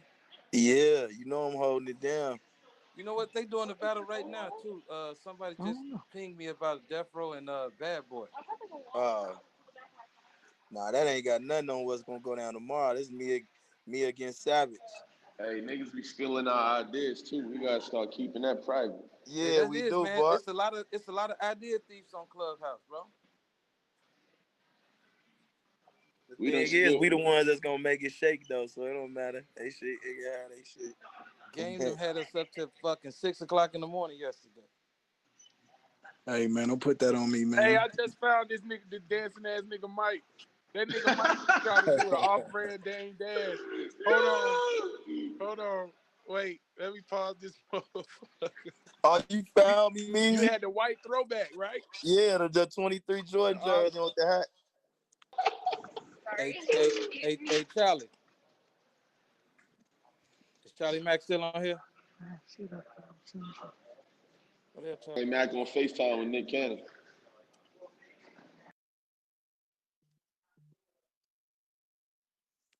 The gigolo spinning lots of dough.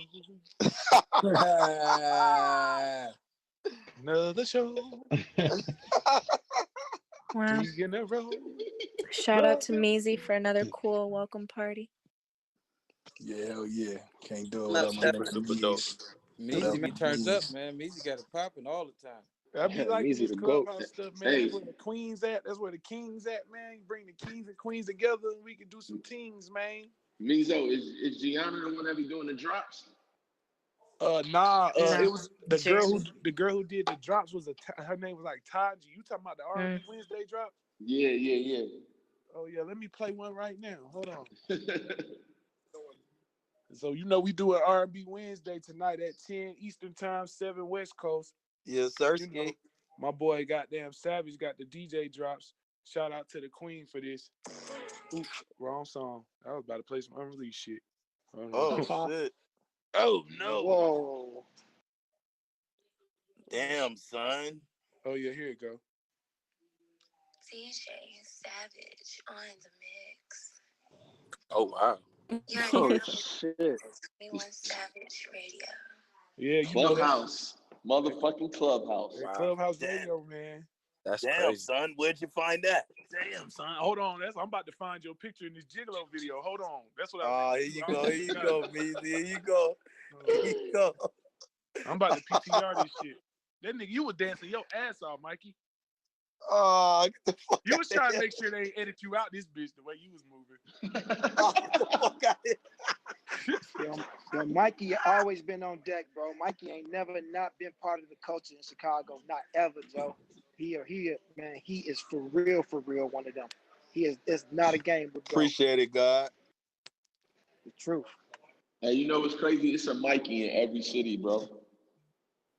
Let me see. Every hood got a Mikey, that's for sure. Word. This nigga Meezy, he taking a bunch of pictures from that scene. Oh, man. I'm trying to get the right picture, bro. Like, I gotta get that motherfucker right. You probably get a better one toward the end. That's when they was showing. Look at he already know. You see how he guided me? Fam, I remember this shit. I'm about to get your ass, bro. Yeah. Man, but that throwback time was a time right there, boy. Man, it was. Got them 4X motherfuckers on. Fresh than a motherfucker. Man, that was the time, bro. Yeah, we was the first one to bring them blue bottles to the city, man. R.I.P. my big bro Rory, man. Malik, you know how we was getting down back in the day, bro.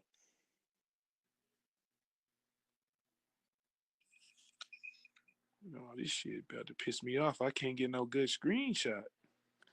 Hey, gang. Yo. So, like, is there like a video before you was on that we could find you, like a popping video, but you wasn't like nobody, but you was on the scene? You know what I'm saying? Yeah, in the club, my nigga. I don't remember seeing you in that video, bro. Exactly. Hey, I'm in there, nigga, looking lost as shit. I've definitely seen that. I remember the first time I ever seen him on TV, and I didn't recognize it was him until later on. He was on that dating show. Oh yeah, hell yeah, nigga did that. Hey, you know what? They was. I see you though. You was getting them things. You was getting to it though. Nah, they had you know what they did? They gave a nigga $1,200, nigga, for me and the chick, boy. Hood nigga, I was going to get that. Hell yeah. And you know what's crazy? I was laying in the bed with this little chick, right? That I was dating and whatnot, and then the little commercial come on. You want to be on Change Your Heart? Get called right now, $1,200. Hey, nigga, I called the hotline, signed up. Nigga, they called the nigga back, say I made it. Nigga, we went up there and shot that shit. Hey, you know, like, was any of that dating shit like? Was it any type of realness? Nah, that shit no, bro. It's scripted, bro. You don't get to decide. Like, nah.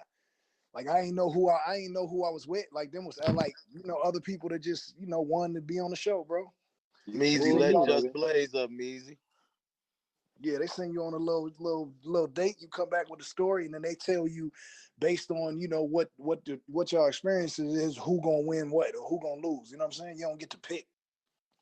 See, I always thought it was like a little fake, but a little something of it. Nah, that shit wasn't a little nothing except me trying to hit. That's the only thing that was real. I was trying.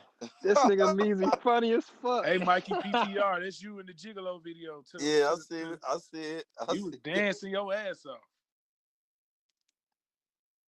Man, they told us to do that shit, man. I ain't know what the fuck. I ain't know they was about to start shooting, bro. They ain't tell you Listen, bro. We was lit. What was supposed to just be a picture, bro. It was only supposed to be a picture. Well, all the fellas get in it. Next thing I know, the motherfucking director talking about some shoot. Let me keep it 100 though. This is what people don't know about Chicago. Gang banging and dancing go hand in hand. Yeah. You know what I'm saying? Footwork and all that shit. 100%. 100%. 100%. It's all hand in hand, nigga. Like and I know Game them, but they'll never let me live it down, nigga. If they saw my footwork videos, nigga. You better not tell us where to find them, because we gonna get them. Hey, LT, they don't know about them juke parties back in the day, man. Them Nigga, I still probably got a little work, nigga. I used to go up, nigga. I remember one of our biggest altercations was at a club called Club Effects in Indiana. In effects, nigga. Woo! It shut down that night. After the night we had that situation, it never opened again. And that shit used to go up every weekend. That shit was up every weekend, nigga. It was man, up. It was stuck there, up there and stuck there for sure. And you come back there too, Gladiator. Daily shout out to my back nigga to see the Drama. motherfuckers. Drama was good. Drum. What's up, y'all? What's poppin'? Big What Drum. Nigga, Icon. LT, what's up, brother? What up, Drama? How you feeling, Playboy? Good, Malik. What's up, y'all? What's up, Drama? How you feel, young God? Man, shit. Game, I got on here like 6 a.m. This nigga was spitting some real exclusive bars. Oh yeah, you heard? Hey, my nigga, I was in my tequila bag last night. King Los had me going crazy, man. Yeah, they said you mentioned getting your room jack, D. Yeah, man, I brought that up, man. I'm still salty about that. I don't know what I want to. I don't know how I want to retaliate or if I'm gonna retaliate. But Man, that shit gonna happen. I know it might not happen soon, but I'm already prepared for that shit to happen. Hey Chuck, Chuck, what the hell was you eating last night, bro? You was smashing that shit, bro. Man, I had 2 shots of tequila, man, and I was just, Los rap all day, bro. So I couldn't, it was his room, little freestyle room, bunch of little up and coming artists in there. So I just wanted to bless the room one time. For sure. I had to PTR my chicken wings for Los to tell him out. I appreciate it, bro, but I ain't vegan, bro. Hey, Los, man. Hey Malik, Los had a long day yesterday, courtesy of Dash and Dreezy. I got a question for Drum, man. Yeah. Hey, Drama, what was the first Gangsta Grills ever? Like the first Gangsta Grills that was like really like known for Gangsta Grills was T.I., PSC, and the Streets Meets Gangsta Grills. That was the first. That shit was hard. That was the first one artist complete all original music. That's a classic. Yeah. That was the Was that the first? I'm talking about first. It ain't got to be no artist. Just the first time where Gangsta Grizzlies was on. You know what I'm saying? And that shit was in 2000. That shit was a compilation I did for Birthday Bash. Motherfucking Gangsta Grills was spelled with an S. I needed a new South CD because I was about to be at Birthday Bash hustling CDs next to Big DJ Jelly and Monte, and they blew me out the motherfucking waters. I don't even think anybody came over to my table, and I just watched them make thousands that day. I was like, damn, them niggas is really getting it. I was highly impressed. So salute to them. And then Lil Jon was the one. Then I did the tape where Lil Jon hosted, because everybody up top was hosting mixtapes. I mean, they had like hosts. I was like, all right, I need to find somebody to host. So John came through, and that's how the Gangsta Grizzlies drop was born. Yeah, that's fire. Everybody we was talking about earlier, like the defining moment in niggas' career where where you knew like you was only going up from there. What's yours? Probably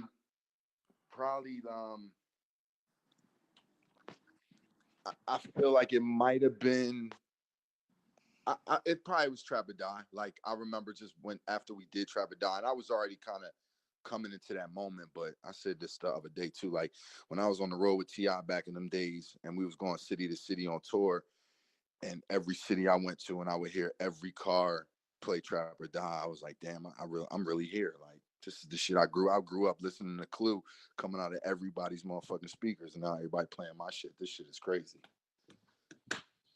And then on top of that, after I did that tape, I was like, damn, how the fuck am I going to top this? Like, what can I do after this? Like, is this going to be my defining moment? And then Dedication came out like 2 months later. And it was up and stuck since then. Man, bro, you went through that. Other DJs blowing you out right there. That was a character building moment. A lot of people don't survive those moments. They be like, this ain't for me. I'm going back to, wherever. But that's a character defining moment. I never heard that story from you. I heard a bunch of stories from you, but I ain't never heard that one. That's very, very beautiful. Thank you for that. I needed to hear that one too, right there. Love, bro. For sure. King shit. Gang, what was yours? My defining moment, I was saying earlier, where we was at the Vibe Awards, and and mine's a little bit different, but Charlie Mack still in here. We told the story a little bit earlier, but I was at the Vibe Yeah, I'm here. Awards, and Suge bum rushed the Vibe Awards. Remember that, John? Yeah, I remember. And I had I'm in there, Jimmy Henchman in there. At that time we was all, everybody, everybody. We didn't go nowhere without being strapped up, bro. So I had a Glock on me on stage. If you can remember, me and 50 was on stage doing How We Doing, Hate It or Love It. And this nigga Suge bum rushed the Vibe Awards, and it got crazy. And I remember I jumped off the stage with the.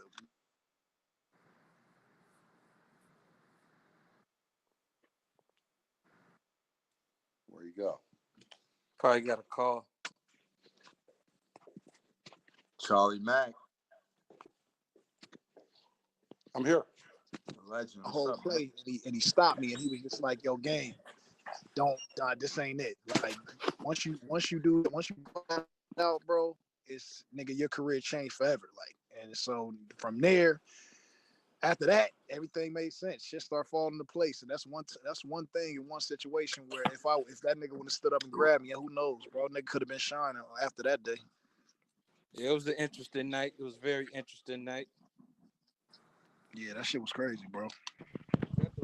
Oh, drama. Vibe Awards that happened at the year that they gave out them Air Force Ones.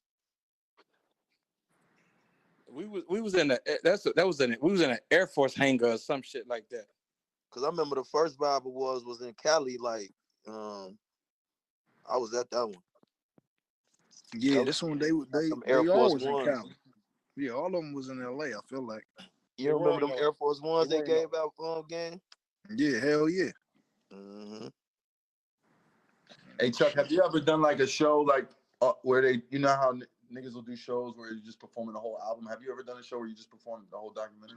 I did the whole documentary once for the I think it was my 10-year. It was the 10-year anniversary, and I brought out Dre and Kendrick and all the features. Yeah, I did it one time, bro, and it was monumental, bro. I had Doc there. Was that the night y'all crowned Kendrick? Was that night?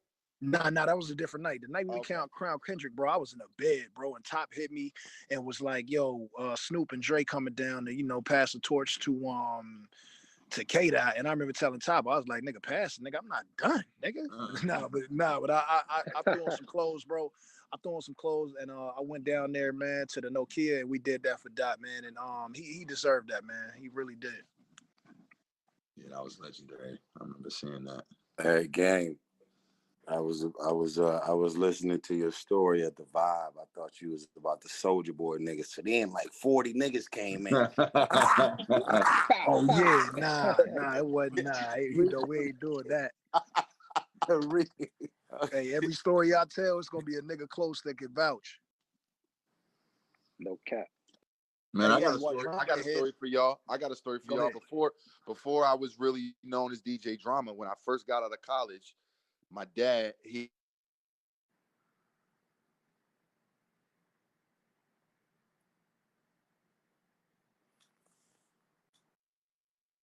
must got a phone call. I thought my phone fucked up for a second.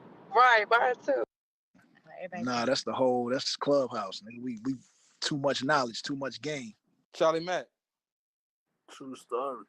Hey, Charlie. Yes, sir. Yes, sir. Hey, His phone might have died. You holding down our low key? Yes, sir.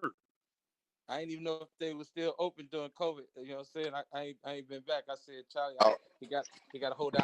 I got cut out. What was the last thing you heard? The beginning. College. So I went to college. So when I was in college, my dad has this friend named Dwight Williams who worked in Hollywood, worked with a lot of black filmmakers, and he called my dad. He said, "Listen, John Singleton's working on this new movie in LA. It's called Baby Boy. They're looking for production assistants." So I flew out to LA. I got the job. They were shooting in Leimert Park. They had set up shop. you know, and I was a production assistant is basically like an intern. I was making $10 an hour. About, you know, by this time I'm still kind of trying to do my DJ career, but I'm, you know, I'm trying to see what's going on in the film business too. I remember when Tyrese first came to set, him and John, and they busting it up and everything, and they still looking for like the lead lady. I remember watching John Singleton, rest in peace, Tyrese, and everything, looking at Taraji's reel for the first time when she first, like, you know, did her audition, and they was like, yo, she's the one. We got to put her in the movie and everything. And, you know, I was a young boy at the time, so I'm just kind of soaking it all up. And, you know, I'm telling people around like that I DJ, but, you know, this is still early on in my career. And I had to leave for the first time to go do my first overseas gig in London. So I told like John, I said, listen, I got to go do this gig, you know, and then I'm going to come back after that. And then when I was, you know, I was like, when I went to go do the gig, I never came back to the set because I was like, man, I feel like if I go back to the movie business, like I really got to start at step one. Like I'm already kind of doing my DJ career thing. You know what I'm saying? Like it wasn't like, I was like, damn, it's not like I'm interning in the Dr. Dre studio. Like I'm in the film business. I got to really like go back to getting trash and doing intern shit. I might as well go on this path over here. And then the movie came out and it was fucking Baby Boy, one of the greatest of all time. Salute to Tyrese. We wound up linking up later in life and busting it up, and me telling him that story. Yeah, that's crazy. Yeah, that's why I like this clubhouse shit, bro. Because you hear shit that you'll never hear these stories, bro. You'll never hear niggas 6 talk degrees about of separation for almost everything, man. What I've been learning on this app. Hey, Drum, this Malik, Joe. Do you think that if you would have went back to that set and been successful in the, you know, basically as an intern, do you think that you would have ever really took off as a DJ and then, you know, put your head down and put your horns out and ran to that shit?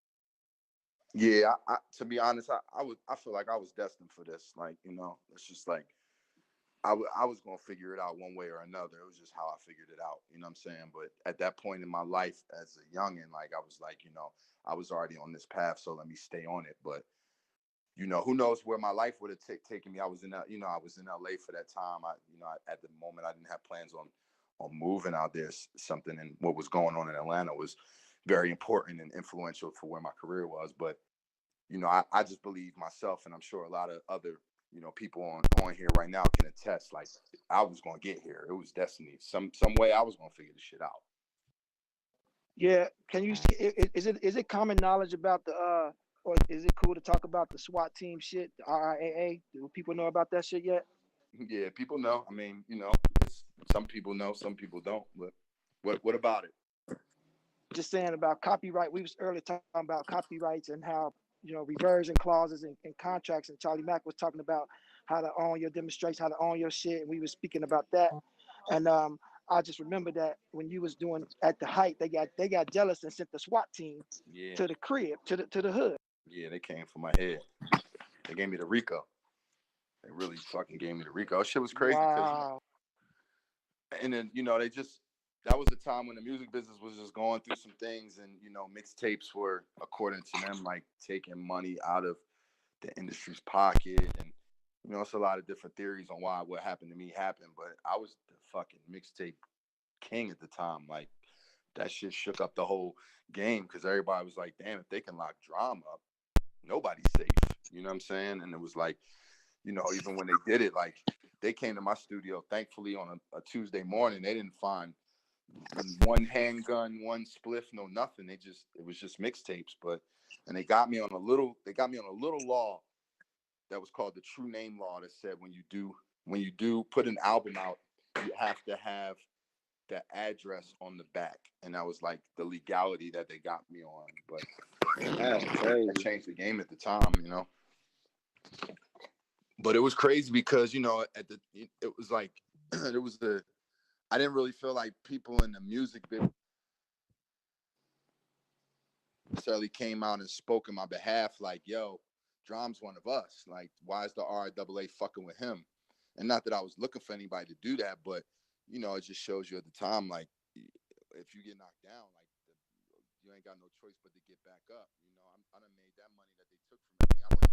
The next day I went to my bank account, and I didn't even really know about Rico or, none of that shit. I was on the phone with Tip at the time. He's like, "Did you check your bank account?" I was like, "Nah, I'm good." He said, "Nigga, they hit you with the RICO." I went to my bank account. That shit said 0.00. I had never cried like that at that point in my life. But, you know, in hindsight, shit made me more famous, and I made it back tenfold. Yeah, nigga, you the Damn. first. See, I You the never first knew nigga with about the that SWAT. part. Yeah, the SWAT Yeah. team. I just want to say thank you for the culture, man. Thank you for putting that shit on blast, not stopping, knowing that you, like you said, knowing you was gonna get here, believing that all the way and going forward. Thank you for, you know, you did my cousin Bum J first Gangsta Girl shit. Absolutely. Appreciate that shit, Joe. You a real legend in here, bro. Glad to be bro. hearing from you on this. Nah, my nigga, good looking. Man, this Clubhouse shit is amazing. Nah, that's a crazy story. Yeah. I know, like, a lot of people probably doubted you and thought it was over for you, but you just persevered. That's a lot. Yeah, I mean, you know, yeah, but I mean, if you look at anybody, like the people on the stage, the people in the business, in the game, like I've looked at it like all the greats have been tested with adversity. Like you don't really get to show you're great until you test it. And similar to like, you know, a rapper or something like, you know, we hold our greats and on a level of you're not proven until you're battle tested. You feel what I'm saying? Like that's really the show. And I looked at it the same way. Like, all right, now that this shit happened, let's see where I can go from here to prove to everybody. Like I'm one of them guys. Like when it comes to DJs, I want to be on the Mount Rushmore. The adversity is amazing. You know, it was only time I ever wanted to quit the industry. I was embarrassed. A couple things that really went bad for me. I got arrested for shooting Suge Knight in Miami, and the next day they didn't want me to. Def Jam called, Universal called. They like, you can't be around Kanye, which is the nigga who I built. You can't be around. It was like everybody label was like, don't have Malik nowhere around them, like. And I was hurt because I was, whatever happened, you know, alleged shooting or whatever, I was only trying to protect my people. You dig what I'm saying to you? I'm riding for my people. And the very niggas I rode for, they labels told them, hey, leave him out in the dust. Chevrolet cut my contract, had a contract with Chevrolet for $100,000. They took the contract away. It was desolate times. I was leaving the street. So I already gave that up. That was August 2005. I decided to leave the street. As soon as I decided to leave the street, everything around me collapsed. All my avenues to money, the artists, even Rick Ross wasn't really jamming with me. And that was my man. So you talking about being crushed. And I was like, man, you know, it's regular job time. Go be a teacher or something, you know, go to the Ford Motor Plant or something. But I woke up the next morning. I was like, on that Monday, I got out of jail that Sunday. That was the red carpet, the white carpet at the MTV Awards. Usher and all of them, nobody was shaking my hand. It was really crazy. And it was like a surreal world. The only nigga that was still talking to me was Drake. And he was just starting. Well, Drake and Bun B. And I was just like, you know, I'm loose. I'm out. Niggas don't respect it. They don't love me. And then I woke up that next Monday morning, still in Miami. And I said, nah, I'm not. I mean, I quit in my mind and my heart. I quit. But looking how small $100,000 was. Looking how small somebody shaking my hand, not walking the white carpet for the MTV Awards. And I've been at a million MTV Awards since then. You know, a million Grammys, a million Emmys since then. So when that day, what you feel like it's the last day of your career, last day of your life, it's not. It's not. You got to, if you destined for it, like Drum said, you got to get up and walk in that destiny, man. And people that hurt you, you got to forgive them. You can't be holding no grudges. You got to forgive them for hurting you. They was just scared too. Like Drum said, nobody came to his rescue. They were scared too. They were scared for their life, their career, their family. So I don't hold it against them, but I would hold it against me if I would have just laid there and been like, okay, I'm going back to Chicago and beg somebody for a job or something, being a high school dropout. It wouldn't have been much for sure. Quick question. So you saying the people that you've been friends with and you've been down for, they turn your back on you? Majority of them? That's what you say? Nigga, I went to jail that Saturday night, right? For the Suge Knight shooting shit. Which I was surprised because Suge Knight, you know, he represented himself as a gangster. You know, I'm just like, man, how am I going to jail about this when it was somebody shot him in the leg, whatever. You know? Yeah. That's what it is. That's when you disrespecting people. Sometimes shit get like that. When you don't do what motherfucker tell you to do and be obedient and trust them and respect them laws and boundaries. So I go to jail. I'm surprised I'm in jail, but I can't bond out till the next day. You know what I'm saying? Because they got the whole first they try to hit you with the attempt murder, with this in the leg, so they got to reduce it down to assault and all that. So the next day, Sunday, I'm thinking I'm gonna come out like a hero. Like all my whole team gonna be like Malik. Exactly. And I came out of Dade County Jail. One person was there to pick me up. My homie from Chicago. I'm like, let's go to the house and get changed and get ready to go to this white carpet, this MTV. I'm thinking people gonna be like, yeah, Malik. Man, niggas like, yo, hey, check it out. John Monopoly came to me like, yo, hey, Malik, the label called Kanye and said, man, he can't be walking the carpet with you, so you can't walk with us on the carpet. I'm like, what? No, what? You said what? And then Usher went and shake my hand, and motherfucking then Rick Ross was like kind of That's crazy. standoffish and shit. And I'm thinking niggas gonna be like celebrating me, like Malik, that's how he represent. He ain't scared of nobody. This shit would happen in the hood, but this ain't the hood though. And these niggas got full careers, full labels, mamas, daddies, girlfriends, baby mamas, all that they got to worry about. They can't worry about one dude that went rogue. Even though I felt like the loyalty would have kept that shit. But it got better later after I proved that, hey, I went to talk to Jimmy Henchman about it, like, man, what should I do? He said, you out of jail. Nothing you can do, nothing you should do. Let that shit go. Because chasing that would have been even worse. But I lost a Chevy deal. I did the commercial for 100,000. Then they was gonna give me 100,000 per city I was gonna go to, and it was like 16 cities. About the Chevy car that we did this big band, college band style commercial for. They took the commercial off the air. They took me out the Chevy contract. Again, plus Def Jam wasn't hollering at me. Universal wasn't hollering. They ain't want to hear nothing. I couldn't make a phone call. I couldn't get no clothing endorsements. I came from the clothing game. It was dead. And that Monday I kept going. I said, I'm gonna keep going. I ran into that shit. I ran right into the shit that people wasn't fucking with me. So it took a long time to circle back around, but in my soul, in my heart, I didn't give up. It was hurtful because you protecting people. You feel like they gonna stand with you. They turned around like how Jesus was like, I'm riding for y'all. Niggas was like, yeah, we don't really know dude like that though. That's how I felt. But you gotta forgive people for that. They made the move. They best knew how at the time. Plus, it was a big situation. And labels at the time they weren't used to that. Game and 50 had already pulled that, so they trying to minimize that shit in the industry. So a shooting, they don't care, Joe. They like, bye. We can't afford you. The entire industry can't afford you to be that, and you can't be associated with our artists who we own, who we paid for. Even though I put a bunch of money into a bunch of artists from Chicago, including Kanye, a whole bunch of money. You know what I'm saying? And that money was wet with sweat. Because every time you drive down the street and you see somebody trimming the trees or fixing the light posts, you think it's the people. So that should be, it's nerve-wracking. So when you get the fruits from that particular labor and you put it on somebody else and say, I'm betting on you, and then you have them people shun you, it's weird, man. It's hurtful, it's weird, crazy. It's embarrassing. That's the main thing. It's embarrassing. Because it's the opposite of what you think it's finna be. You think it's finna be like, yeah, popping bottles, my nigga came home. But it ain't like that. Not in the industry, it ain't. Hey Chuck, you sounding good on the mic beats. What Mike beats? Mike Will? Zombie. Oh, Zombie, yeah. Zombie, nigga. That nigga Zombie go crazy, bro. Yeah, you sounded real good on that shit. I was like, yeah, he got that chemistry crazy. Yeah, we got some shit coming. Me and Zombie, bro. We be in every other day. Oh, let me say this right too. Game did never stop fucking with me. Him and Big Face, they never stopped fucking with me.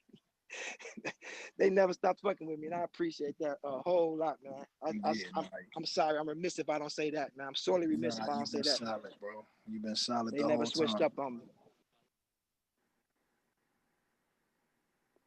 Damn, it's good to hear because man, us young niggas, we be feeling like niggas is switching up and all that stuff. And you don't understand that everybody kind of go through the same thing in their own way.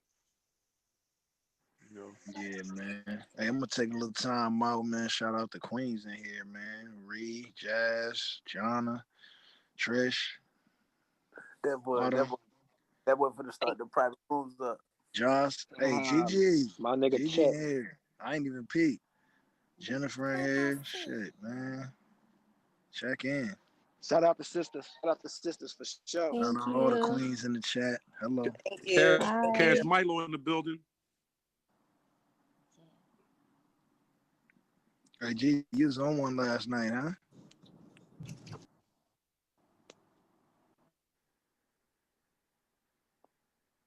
I don't think she's here. GG. Yeah, she definitely away from the phone. Yeah, Gigi was going crazy last night in the chat. We was playing a little question game. That shit was live. That was live. That shit Get was that shit crazy. jumping. Till it got to Trish turn. Huh, Trish? Don't even start. Trish, don't start. Trish, start it off, Trish. Don't We back start. at it. That was fun though. It was a It good was time. a Round lot 2 of fun. tonight. Yeah, round two, definitely. Round Definitely. 2. Okay, let's do it. Round 2. Trish about to start writing down her shit. Trish, I'm ready for it. Listen, Googling fucking questions. What was the game? What was the question game? Oh yeah, that was. It was They was 60 seconds We in were the hot taking these seat. tests. 60 Yeah, I seconds got in the hot seat. 60 seconds in the hot seat. Just ask whatever. Rapid fire. Oh, that shit. Okay, oh, bet. Lord. Yeah, man. We was in here going crazy. Oh yeah, I Y'all was gonna was do taking shots. Nah, we didn't even have. We was niggas was in that motherfucker half sober. COVID life.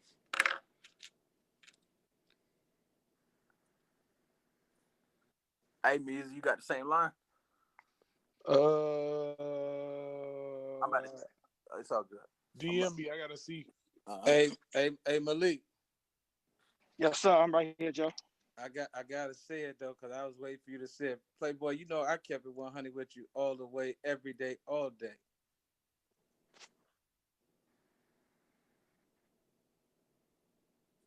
Did it cut off? Man, this shit been tripping. Yeah, cause Yo, it's who that on- is right there? They get cut off. It seems like shit.